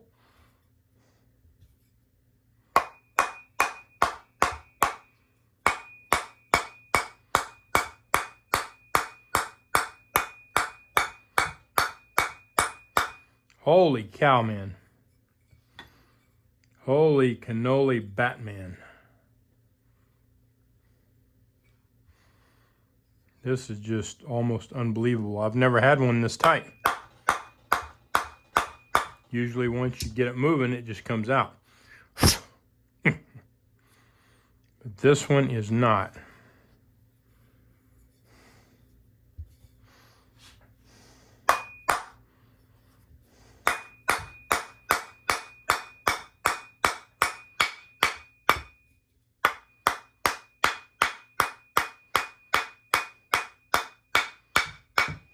Wow, it has got to be right there.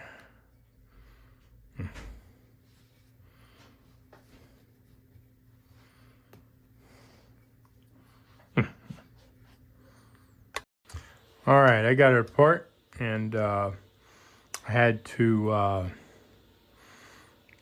knock it partway through there, and this is actually a little bit tighter fit than I thought. So you can see how it kind of flattened the brass down there on the edges. And I got it knocked in a little bit.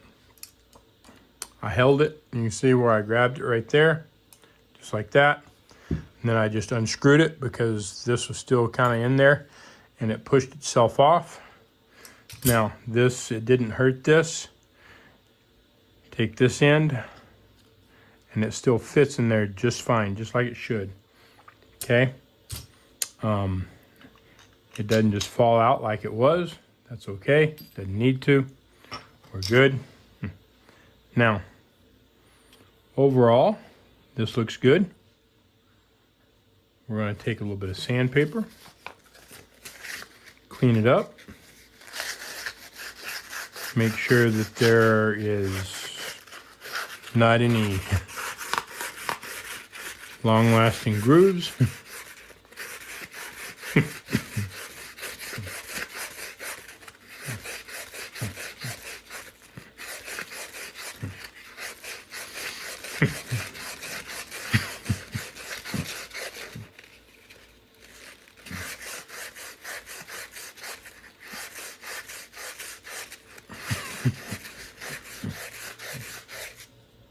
Okay, there you go. That looks good.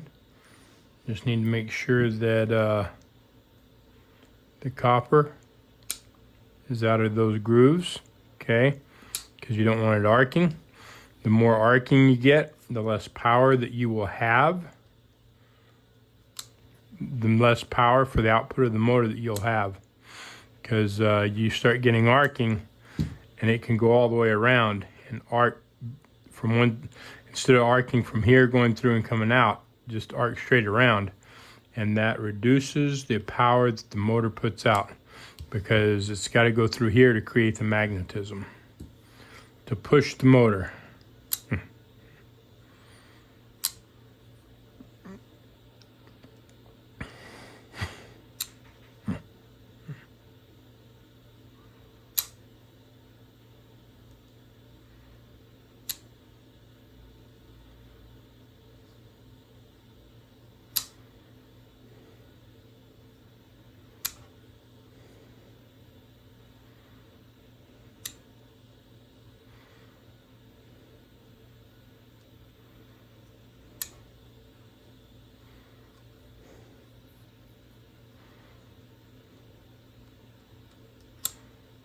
Okay, I think that's got it.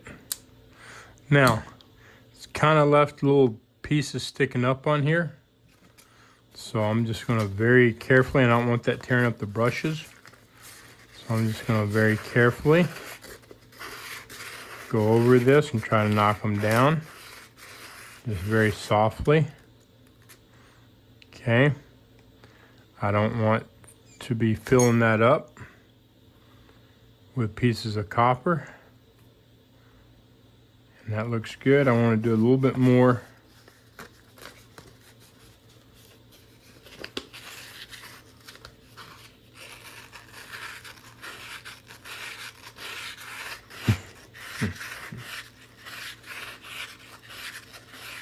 Okay, there we go.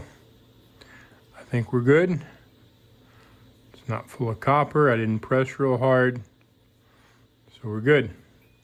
Now, if you don't want to pull this out, you don't have to pull it out of here, okay? You can do this with it still stuck in here, okay? This absolutely doesn't have to come out. I just wanted to check it and make sure everything looked good before I put it back together. But again, normally, this is not an issue. This isn't, normally this comes apart real easy. So I'm gonna clean this up some more, and maybe it will go back together a little easier.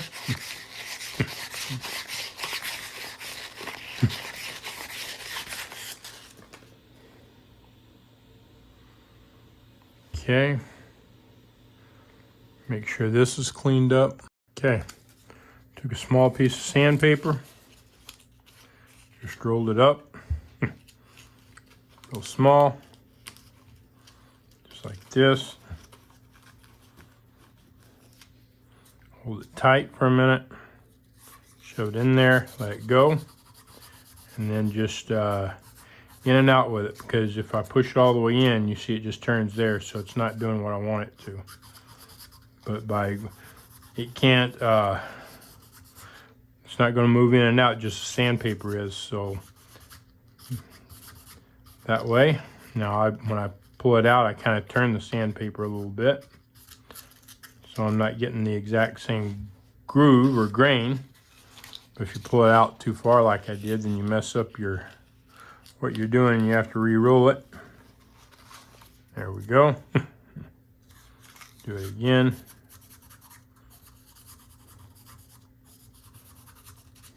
Okay, that should be pretty clean. I'm gonna take a brush, whoop, not that brush, this brush. Make sure this is cleaned off. Okay.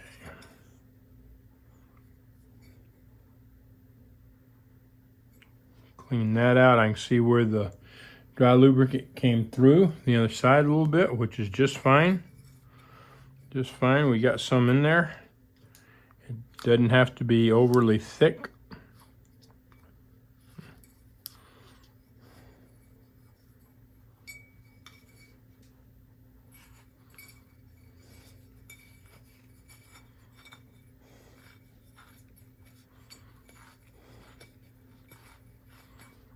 Okay. Still got some in there. Let me see if I can figure out the best way to... Where's my long flathead screwdriver? Right there.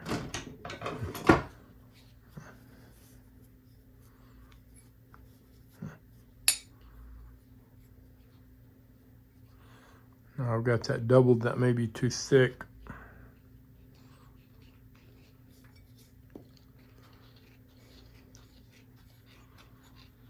As well, if you needed to, you can, yeah, there we go. Got it cleaned out. You can change that bearing. The way you change the bearing is you pull this out.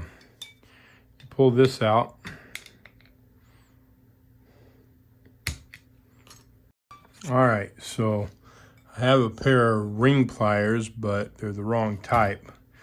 And this thing was stuck. Taking it all. And I'm going to put it in here. I'm going to push. Going to try to push in, out, and up at the same time. Okay? So in,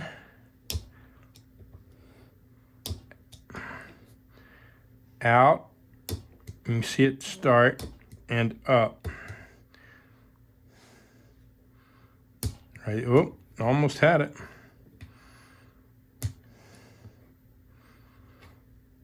Now the ring's turning. Okay, it was just stuck in there.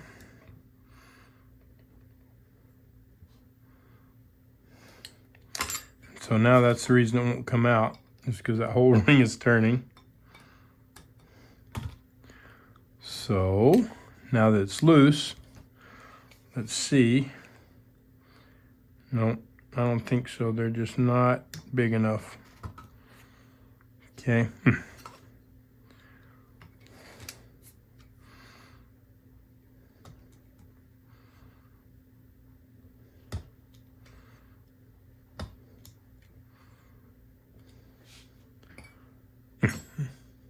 Okay, so what I'm going to do, if you got small screwdrivers or whatever, you can do this. I'm going to take this all, and I'm going to put it against the other side of this ring. Now I'm going to put this all up against my chest. Okay, so I can hold it. I'm holding down here and in with my chest. Take this one, and I'll shove it in here and behind, and then in just like that, and up, and there it is. Okay, they're not normally this hard. This one is exceptionally hard to get apart altogether.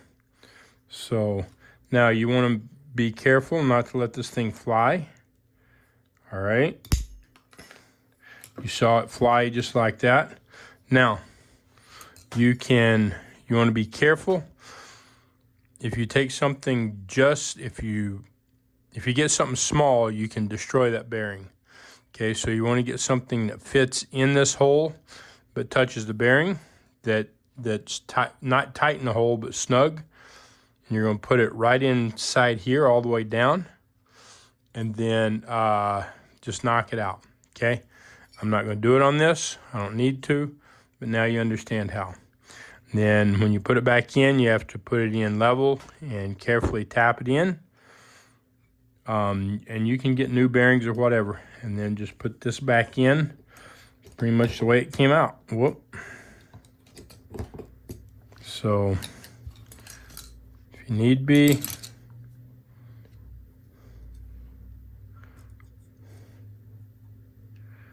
put that side in first.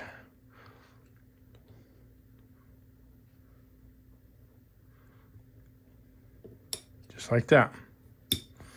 And knock that in. Be careful not to tear this top up. Okay? And then we can put this Put this back in there and hopefully it won't be quite as hard going back in as it was coming out.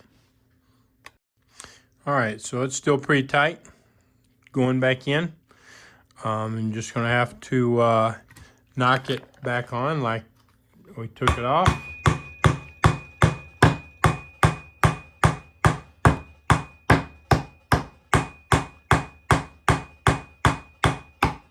Not quite as tight. At least you can see it moving.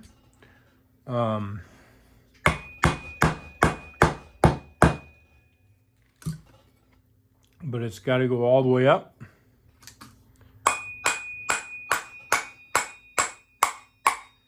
You hear that? You hear that difference in sound? Okay, it just bottomed out. That's as far as it goes. Okay, when you hear that hard hit sound, that's it. And you can see that sticking up, so that's where it goes. Now, because of everything I did, I'm gonna put some more of this on there, but first, I want to clean this off with my brush.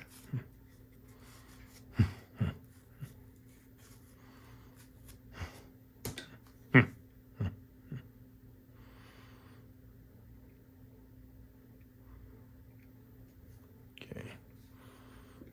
that sit there a minute.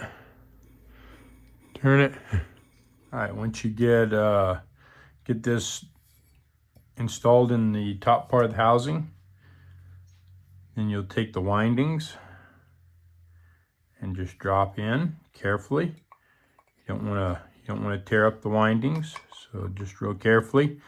It moves like this, but when the bolts get put in, it'll be stationary. Now, remember the parts that we talked about that we didn't want to lose? So we got the clip here, little spring clip. It goes in just like that. Piece of cardboard. We'll drop it in kind of like that. Right about there. Something like that. Oh, and I almost forgot. You know what? I just about forgot. We need to wipe this out. Make sure that it's somewhat clean.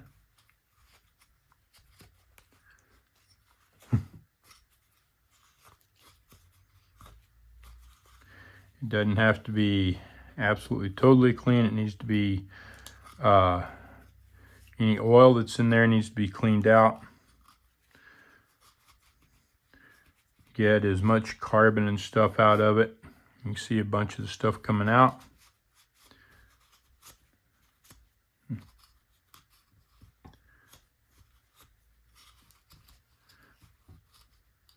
The less crap that's in there, the less problems that you'll have in the future. So,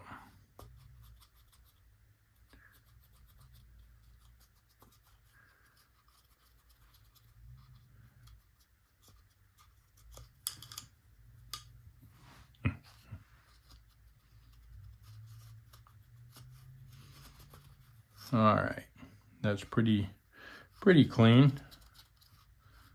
Now, before we get too crazy,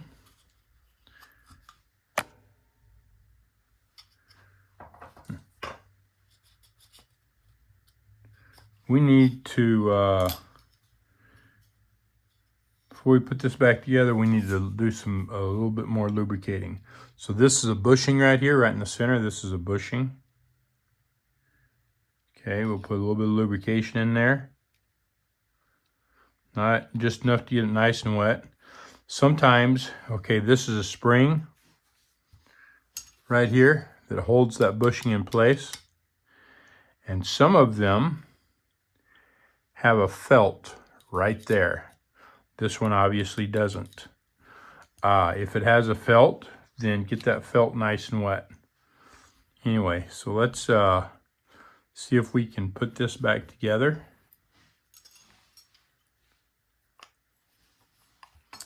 And actually, okay. So I put this on wrong. Okay, how do I know? because the way these are coming out. They should be facing over here, okay? So let's put those on there right. I'm gonna put a little bit of oil on the end of this shaft where it goes into that bushing. Just a little bit, okay? Now comes the fun part. We're going to put this back in since I just pulled it out. And we're going to get our cardboard and lay it right up here like that. And then we're going to put these two plugs in their respective places, just like that. Now, we're going to put this back together. All right, I just got a call. Somebody asked me if I did alterations. No, I work on sewing machines. Anyway, I've had a few people call me asking me if we did alterations, and I don't get that. Odessa Sewing Machine, that's the name of my local business, Odessa Sewing Machine. Tell me in the comments, does that sound like a place that would do alterations? Because, I mean, to me it doesn't, but, I mean, obviously to some people it does. Just, you tell me, what do you think? Does Odessa Sewing Machine sound like a place that does alterations? Because I find that weird. I find it strange. Anyway, let's get back to this. So, we'll stick these up in there. We've got the spring in place. We've got the cardboard in place.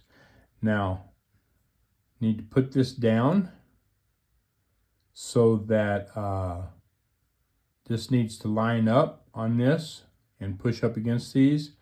These have to come up through these holes, okay? And we don't want anything touching the armature. So now obviously it's not just going to happen. Got to be careful, and we're going to have to make some changes.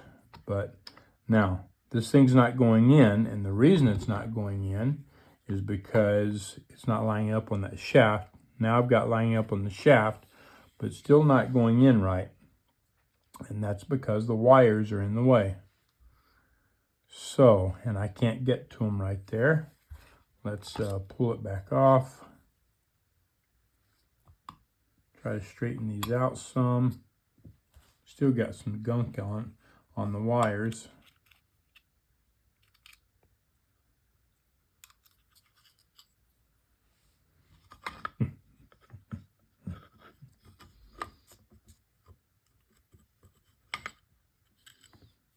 Okay, I knocked that off.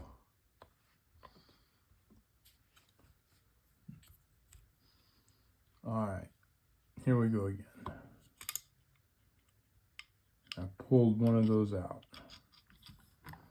So I need to get that back in there.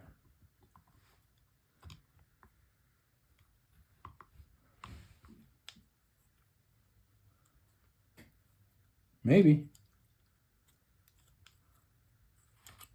Get that out of my way. There we go. There we go. All right. Set it back up. Get this back up here. Okay. Those are both up where they need to be. Now I've got to get the shaft lined up in there. So just keep trying to move it around. I think I got it lined up. Now I need to line this up. Well, something's not right. There. Okay.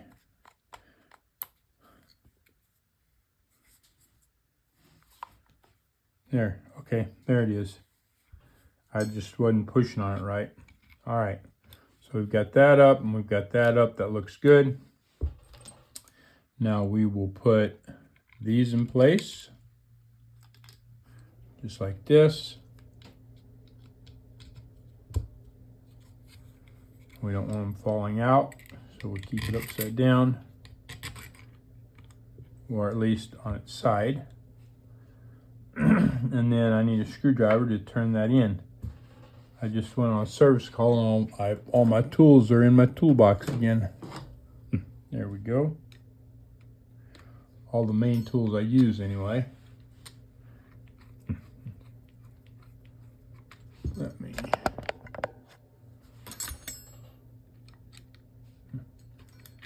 Okay, so there's that one. I didn't tighten it up because I don't have this one in yet.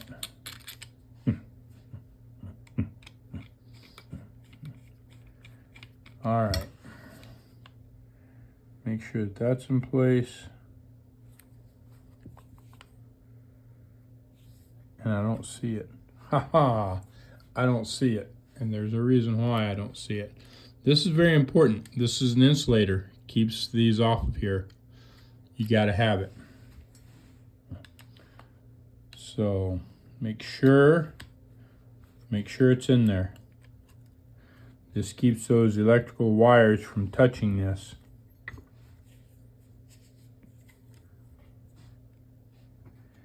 And like this, if you need to move it around, you can do just like that. Take a pin or something. There we go. And we're good. Now we can tighten it up.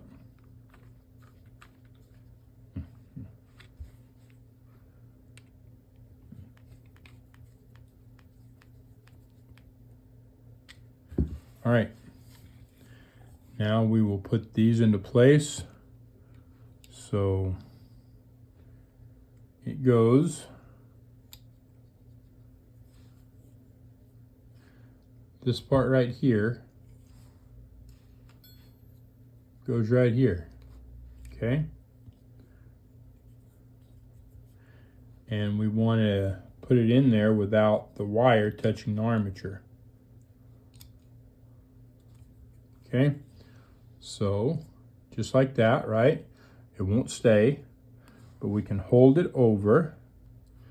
But I've got to clean these up a little bit. I want to get the oil that was on these off, wiped off of them. Okay, now this is going to go so that this is facing up, or if it's turned up the right way, down. This purposely sticks out like that so that it can only go so far. All right, so this is going to go so that it's like this because the armature sits in there and spins this way. So you want that, you want the curvature. Whoa, there we go.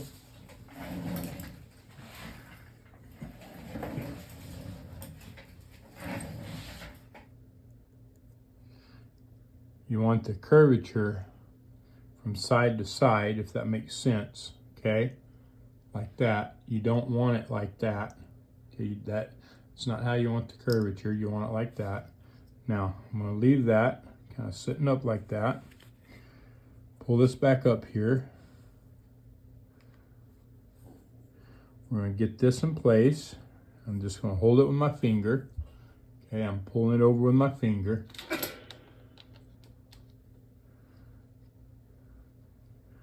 I'm going to take this and I'm going to put it right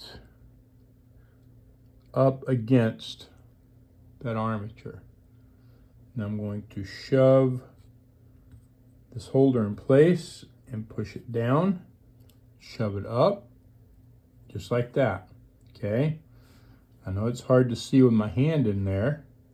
I hope that makes sense, and see how that pushes everything into place then, and we're good.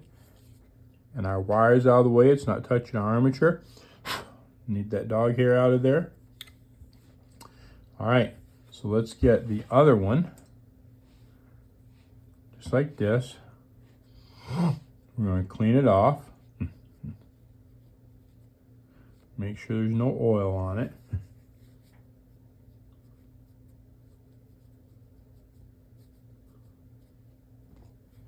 And again, this goes up. That goes in there. All right, so we got that ready. Lay it down. And remember this flat goes in that groove right there, okay? So, and we've got I put that on the wrong side of that wire.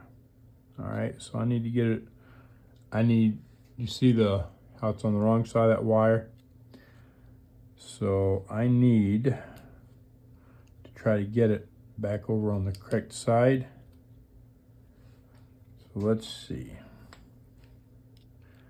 I use something to push that over, maybe. Now you don't want to break any of these wires, so you need to be careful of that. Okay. I've got it started. If I can just grab hold of it, there we go. Now, so that's going to hold that wire back, and I will shove that right into that spot, just like that. Okay. So it's in that spot, right? But it comes out when I let go. So I can hold it in place, just like this, all right? I'm pushing down and kind of pulling back. Now I'm gonna put this right in beside the electrode, the little wire that I just put in there, right up against the armature, okay? Now I'm gonna make sure, that the brass holder that I have in my hand is not, you see how that's catching right there on that little piece I just put in? I'm gonna make sure it's not catching, and then I'm gonna push it up and all the way up, all the way, just like that, okay? And again, I'm looking in here to make sure that there's no wires touching my armature anywhere. We're good. Okay, all that's in place. Now I can put that together. So you want to put these pieces on, put a screw through it.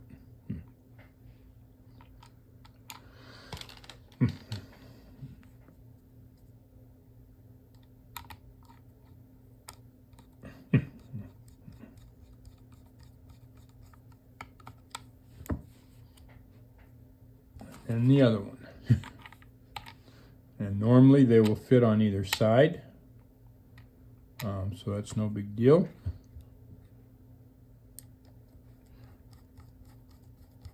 I'm used to not tightening a screw up until I have both of them in, and in this case it doesn't matter.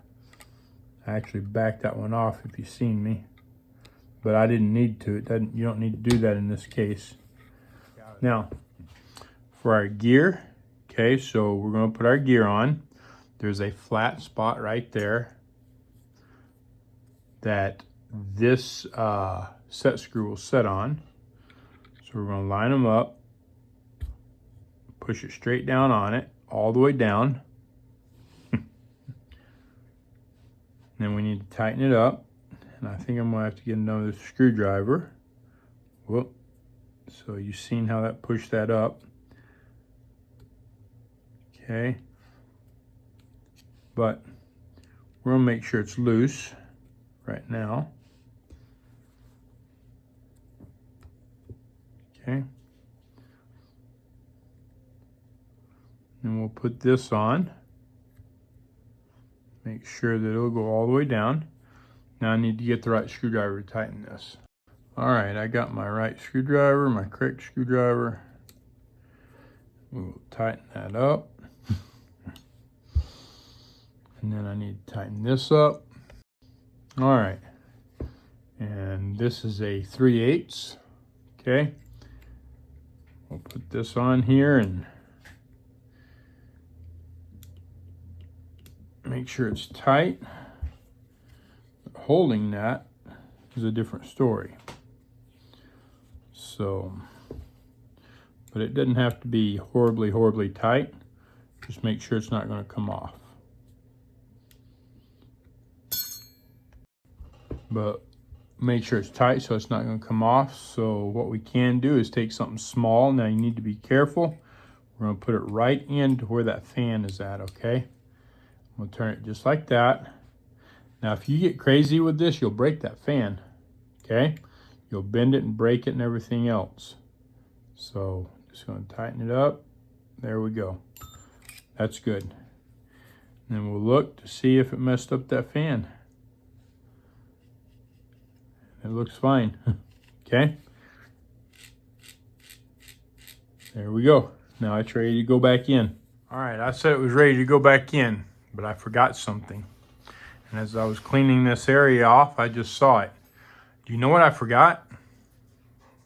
Tell me in the comments if you know what I forgot.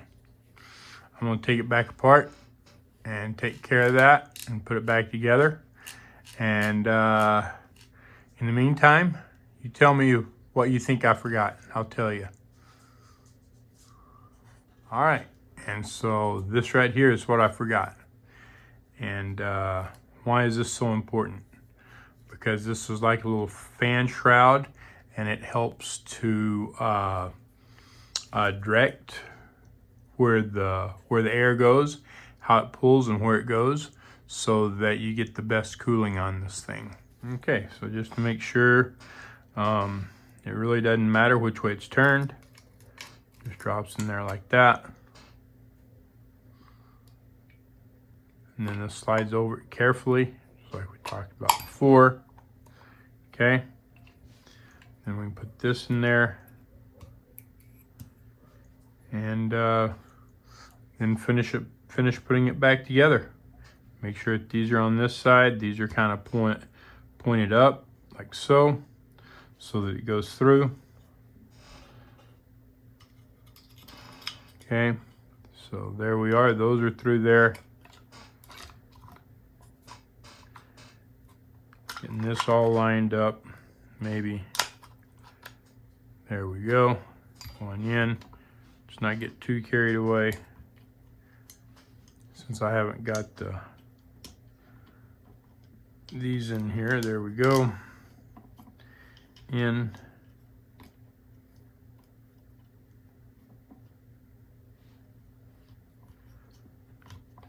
Lining those up can be a pain.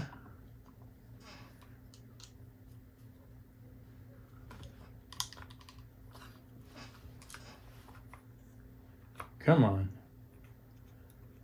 Gotta turn it. It's turned out of place. Where's my little pliers? Just like that. Like so. All right. Now,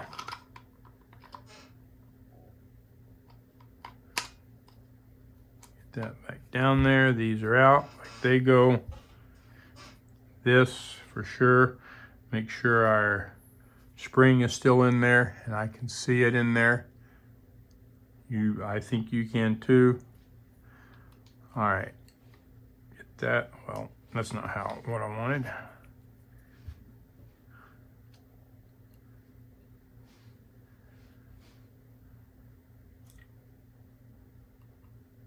Okay, there we go. Not quite right. Line it up. Well, whoop, slid out. Okay, there we go. Right like it's supposed to go. Now we can put this all back together again.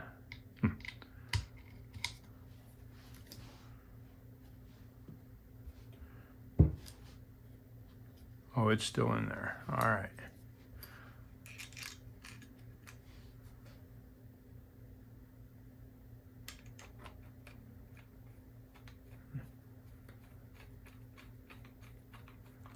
There's that one.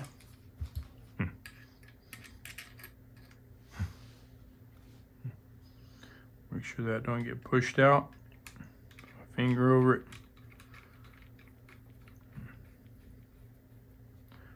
There's that one.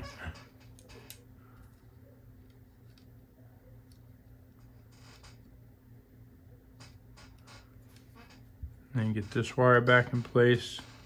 I was trying to turn it the wrong way. And now, see, this is turned wrong, okay? But I want the, well,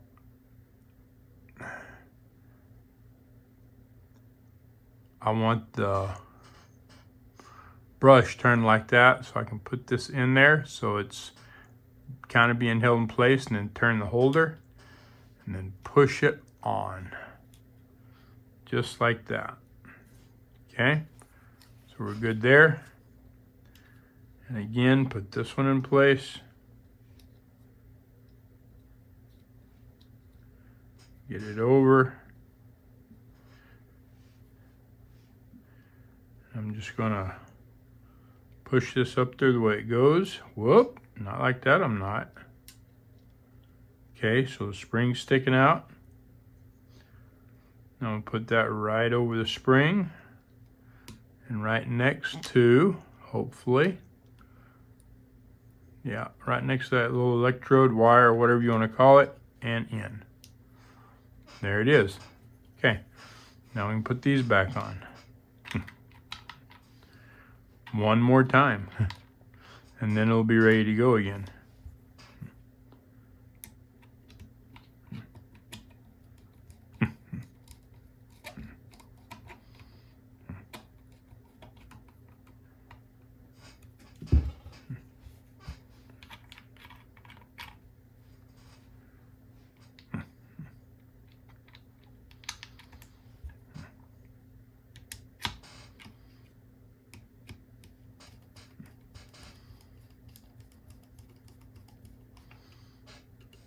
All right, there it is. Now I can put it back in. Okay, before I put this motor back on, or yeah, motor back in, I want to put this back in place where it goes. So we'll slide that over, just like that. Twist it in place. And then this piece right here, this goes in between there, okay? So these two go on that side, this goes on this side. I hope that's clear as mud. Excuse me, I hope that's clearer than mud. So, kind of like that. You see how this one, find something to point with so my big fingers aren't in the way. See how this one right here is on this side closest to me, and the other two are furthest away. Pushes down, and we're going to look at this and make sure that the wire is not in the way of the gears. Okay, this will go down in here. All right, so down in there.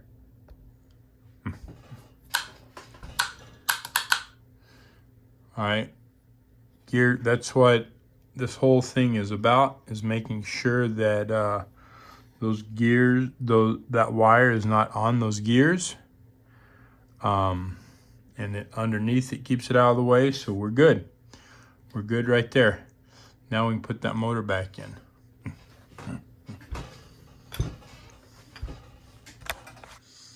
Okay, so the motor sits just like this, or no, it doesn't. Yes, it does. I'm wrong. Motor sits just like this. Slides in here. You're gonna move these out of the way. Slide it in there. Make sure the wires are up out of the way. Like that. Now we'll put the wires on. Just like they were. Okay, they're slid on. Now we can put the bracket back in that holds the motor in, and that is right there. I'm just going to wipe this out a little bit, get what dirt and oil is on it out. Okay, and so this goes just like this. Okay, so this piece goes right through here. This goes right here, just like that. Okay, slides down, Put your screw in. It should be solid. If it's not solid, then you're probably catching a wire. And you need to pull it back off, find out where it's catching that wire at, and get the wire out of the way. And I have had, trying to put this in, I have had a wire right in the way before of me putting this in. And this can be a pain sometimes. Okay, so I'm going to push that over like that. We'll do this again.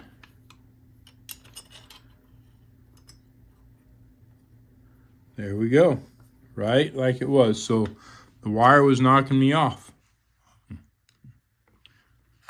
It's not uncommon for that to happen.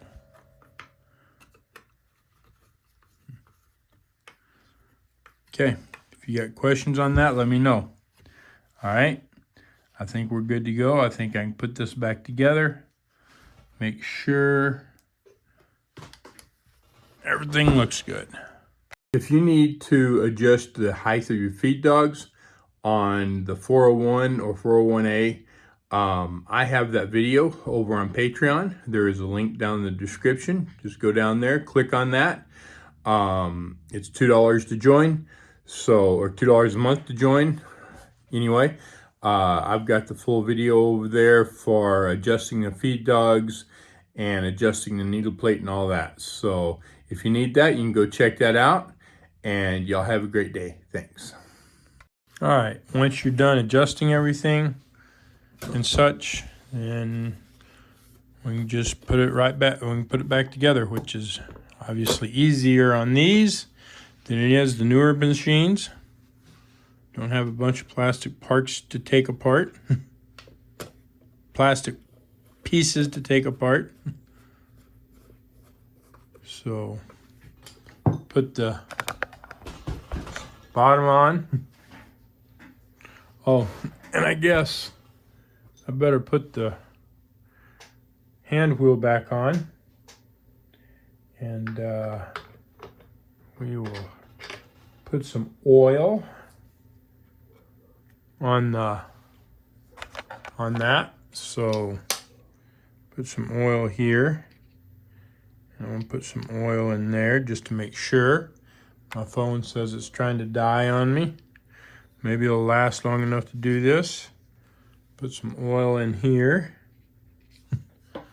Make sure we have plenty. Slide that in. Perfect. Okay. Now we need to put all this back together. And so I told you about this. It only has two ways in which it goes. So these pieces stick out. Okay, so it can only go that way or turn 180 degrees. If I can get it off now. I can get it off just like that. So turn 180 degrees like that. And so to figure out which way we need, we're going to look at these, because when this is tight, this right here should land somewhere between here. And when you untighten it, it will hit the one that you're coming up against, so you can't run it all the way off. So it needs to at least be, when it's tight, at least be to here. Okay, but you don't want it touching this other one, because you don't want it being you don't want this stopping it from tightening up. So we're gonna notice where these are at, and then we're gonna pay attention to where this is, or where this stops. Okay, so let's well, that turned on me, so right there, maybe that's easier to remember anyway. We'll run that up. Okay, so here's our screw hole. Right there is one of the one of the little, I don't know, pegs or whatever. Right here's another one, so that might work out well. If it hadn't, then we just turn that 180 degrees and see where it lands. And this isn't a good screwdriver, but it'll get me where I want to go.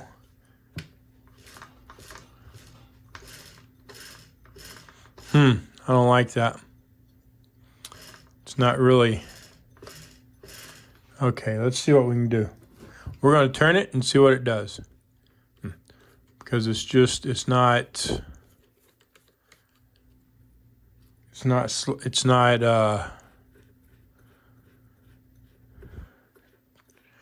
twisting freely enough. It's not turning freely enough.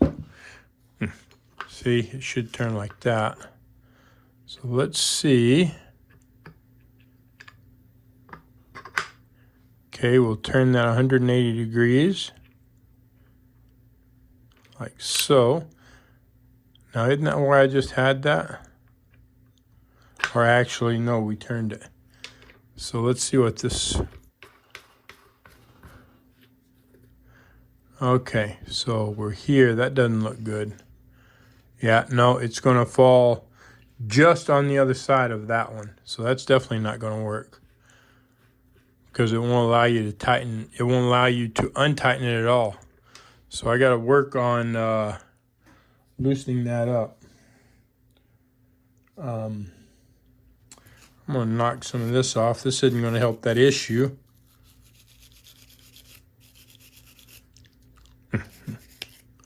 But let's see.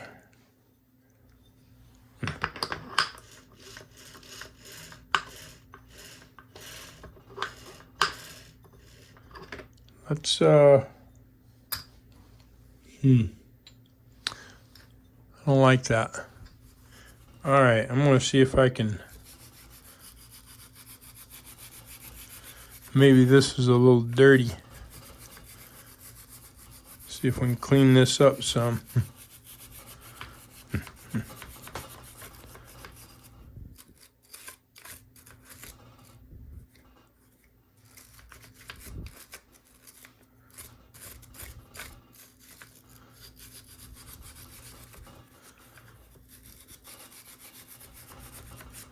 All right.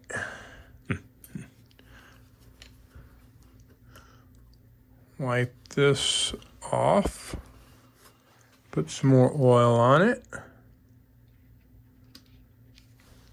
I don't know if I can get the brush in here or not.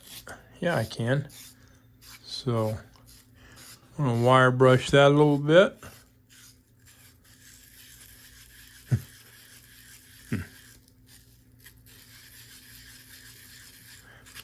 Just like that.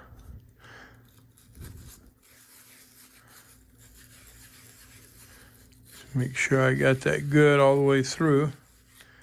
Okay. We'll run the rag through it.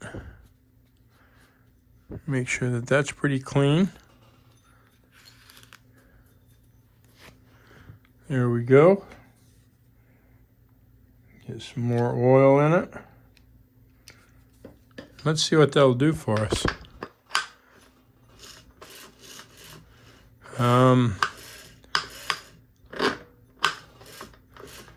Not what I want it to do.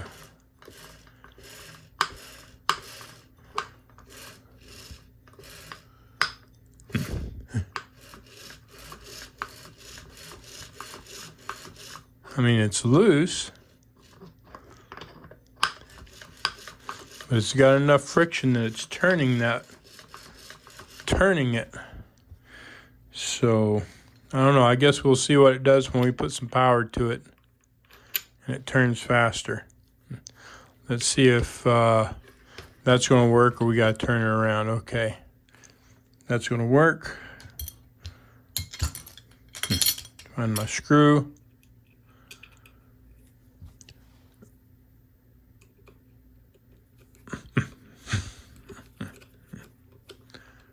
All right. Now we're going to put some power to it and see what happens. So we need our cord. Put this in. like so. And then plug our power in up here.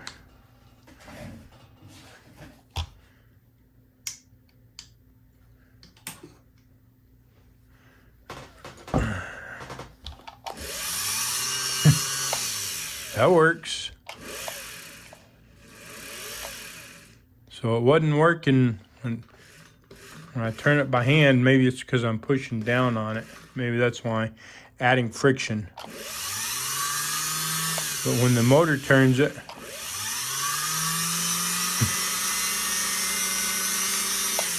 doing good. Okay.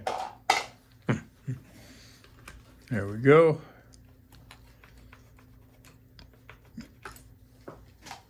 All right. We will finish putting this together. I need the top. There we go. Whoopsie. Okay, need the end.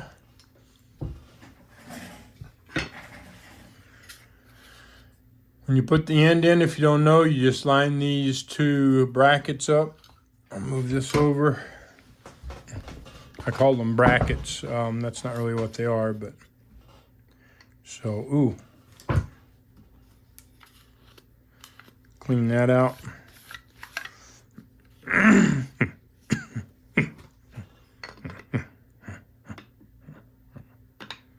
Just like that.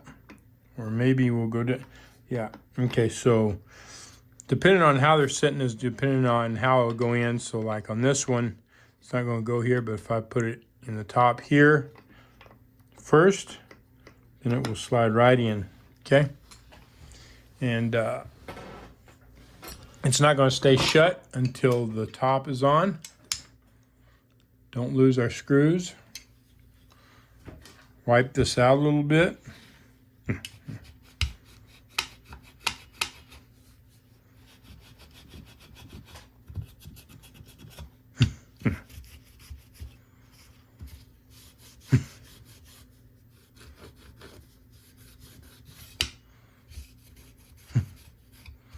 So, okay. Put that on. Put our screw in.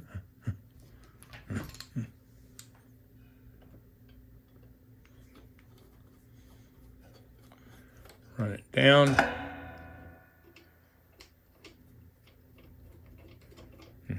Well, there we go. Close that. There it is. Now, we just need to put everything back in. So that means this has to be open. Put my feed dogs down.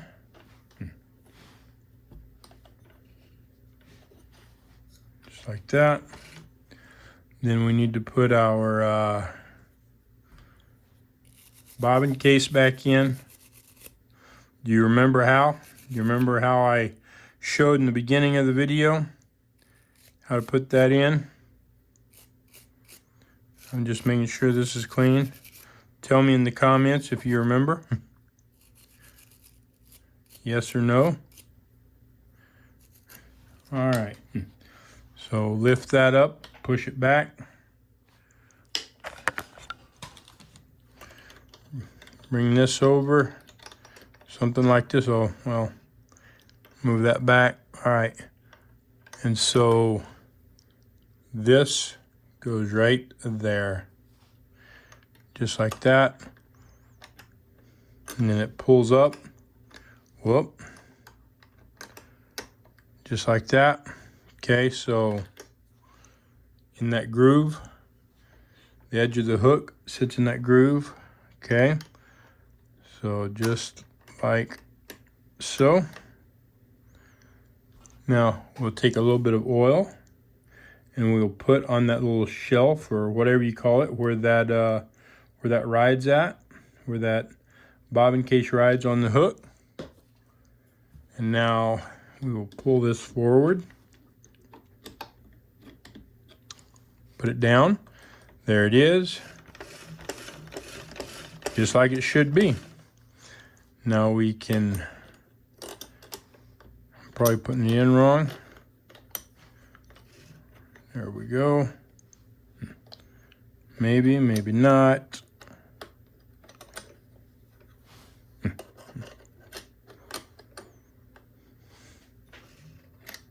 There we go. Close it. Oh, I didn't put this on, but I think I can put it on without pulling that off. So let's, do you remember how to put this on? You should by now, as far as I've come with it. There it is. Okay, and now put this back on. This is for a decorative type stitch. Put that back on there, just like that. And now to test it. See how it works. All right, so we're gonna get this thing threaded and check it out. But before we do that, singers, the old singers take two different type bobbins. They take a class 15 and a class 66.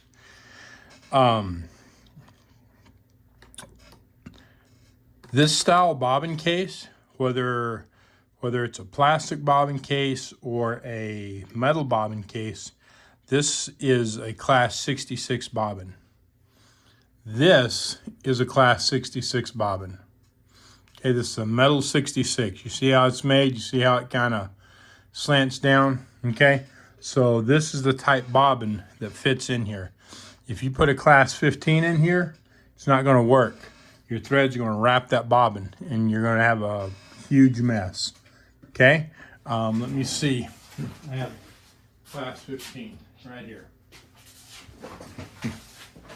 That's a class 15 bobbin. Okay, so you can see the difference. You can see the class 66 is not quite as tall, not quite as high. And obviously the holes are completely different. Now, plastic ones look different, obviously. They don't have all the holes, but they're still built the same. All right, so I'm gonna drop this in here, bring this around, put my finger on this, pull it around here, make sure it goes in that tension assembly there. I'm gonna hold this, close it, and I want that thread to go in that open hole, just like that, so it doesn't get stuck.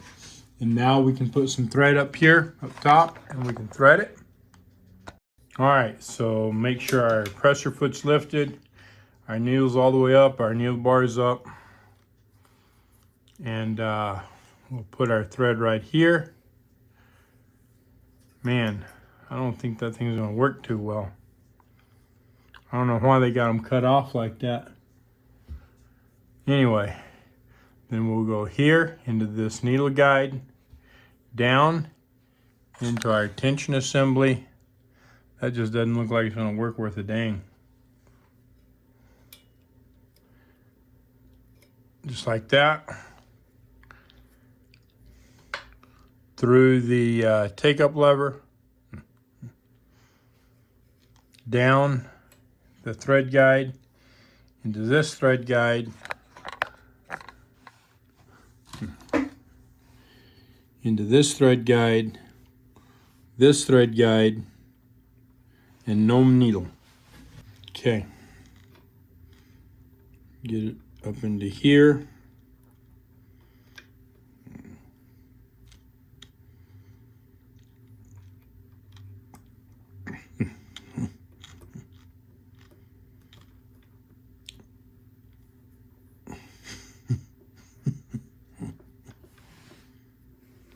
Okay, and here, right into the needle, maybe, just like that. Now we'll see about pulling our thread up. There we go. Now let's test it out. See how it's going to sew. All right, here we go. I've got 4 layers, of like a light canvas. So let's start this out. Whoop, we're in reverse. Let's get it forward. Start this out with some hand sewing and make sure that it's going to work good. I didn't check that. In fact, I didn't check anything. So we want to do a straight stitch, AK3. Okay, so A, we're on A. K, we're on K3. So we're good. Okay, it feels good. Tension's on 4. Stitch length is, I'll move it up a little bit.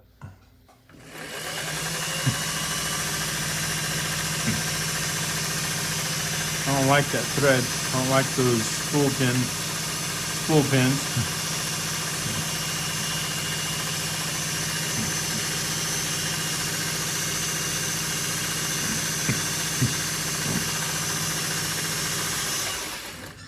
Okay. Bring that up.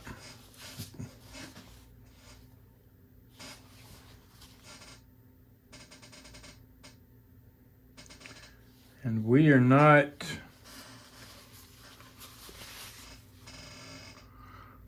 pulling that lower thread up too good.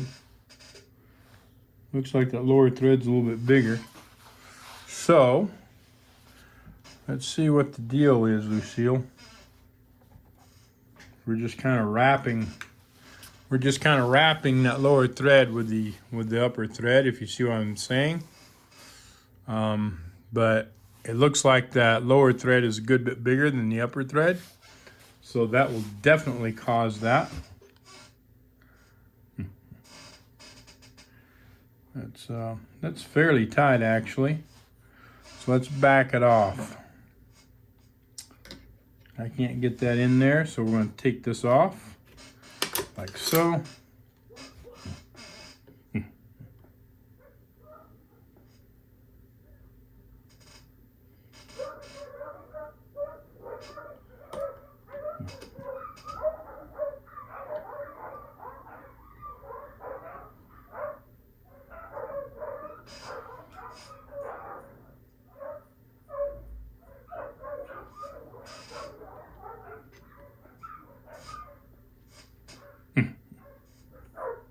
There we go. My dogs are going nuts because my wife is home. Let's try this again. I'll turn this up just a hair.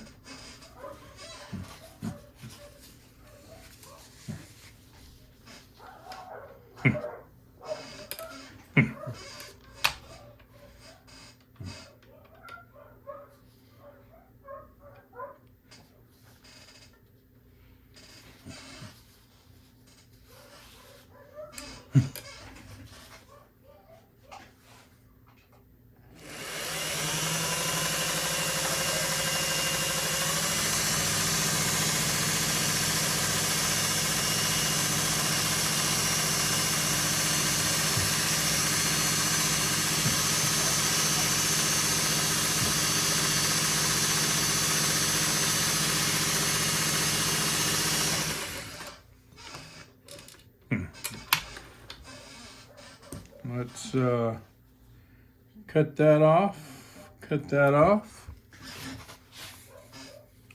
We can see that here. There we go.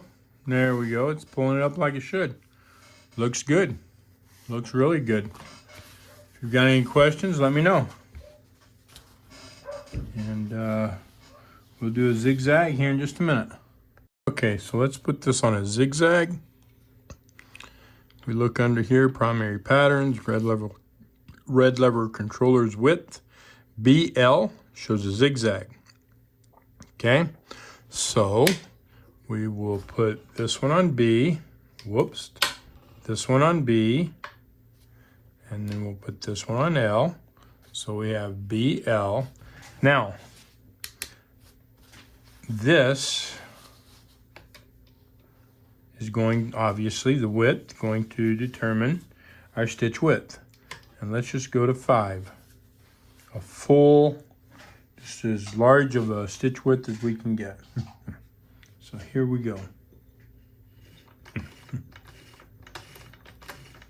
But I'm going to reduce our stitch length. There we go. Here we go.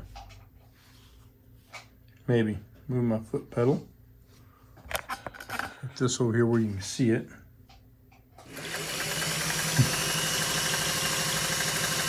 Man, I don't like that.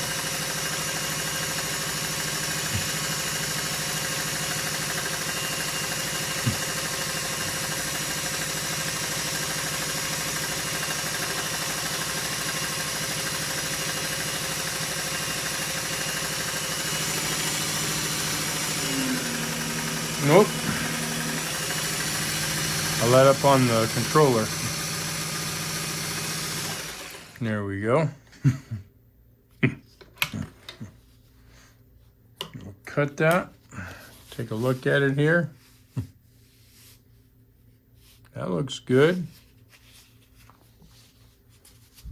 That looks pretty good. The bobbin is pulling the upper stitch some, so we could increase the upper stitch tension or decrease the lower stitch tension, but it depends on whether that bothers you or not, whether it's a problem. And as well, if you're not doing a full zigzag, that's going to be less. So a full zigzag pulls harder. Anyway, that's it. This machine does not have any stitches where it does back stitches. Okay, just decorative stitches, basically, which is controlled by the cams. So just exactly where a zigzag goes, and then how wide or fine it is. So if you have any questions, let me know. Let me know what questions that you have about this machine. And that's it. We're done. Y'all have a great day. See you in the next video.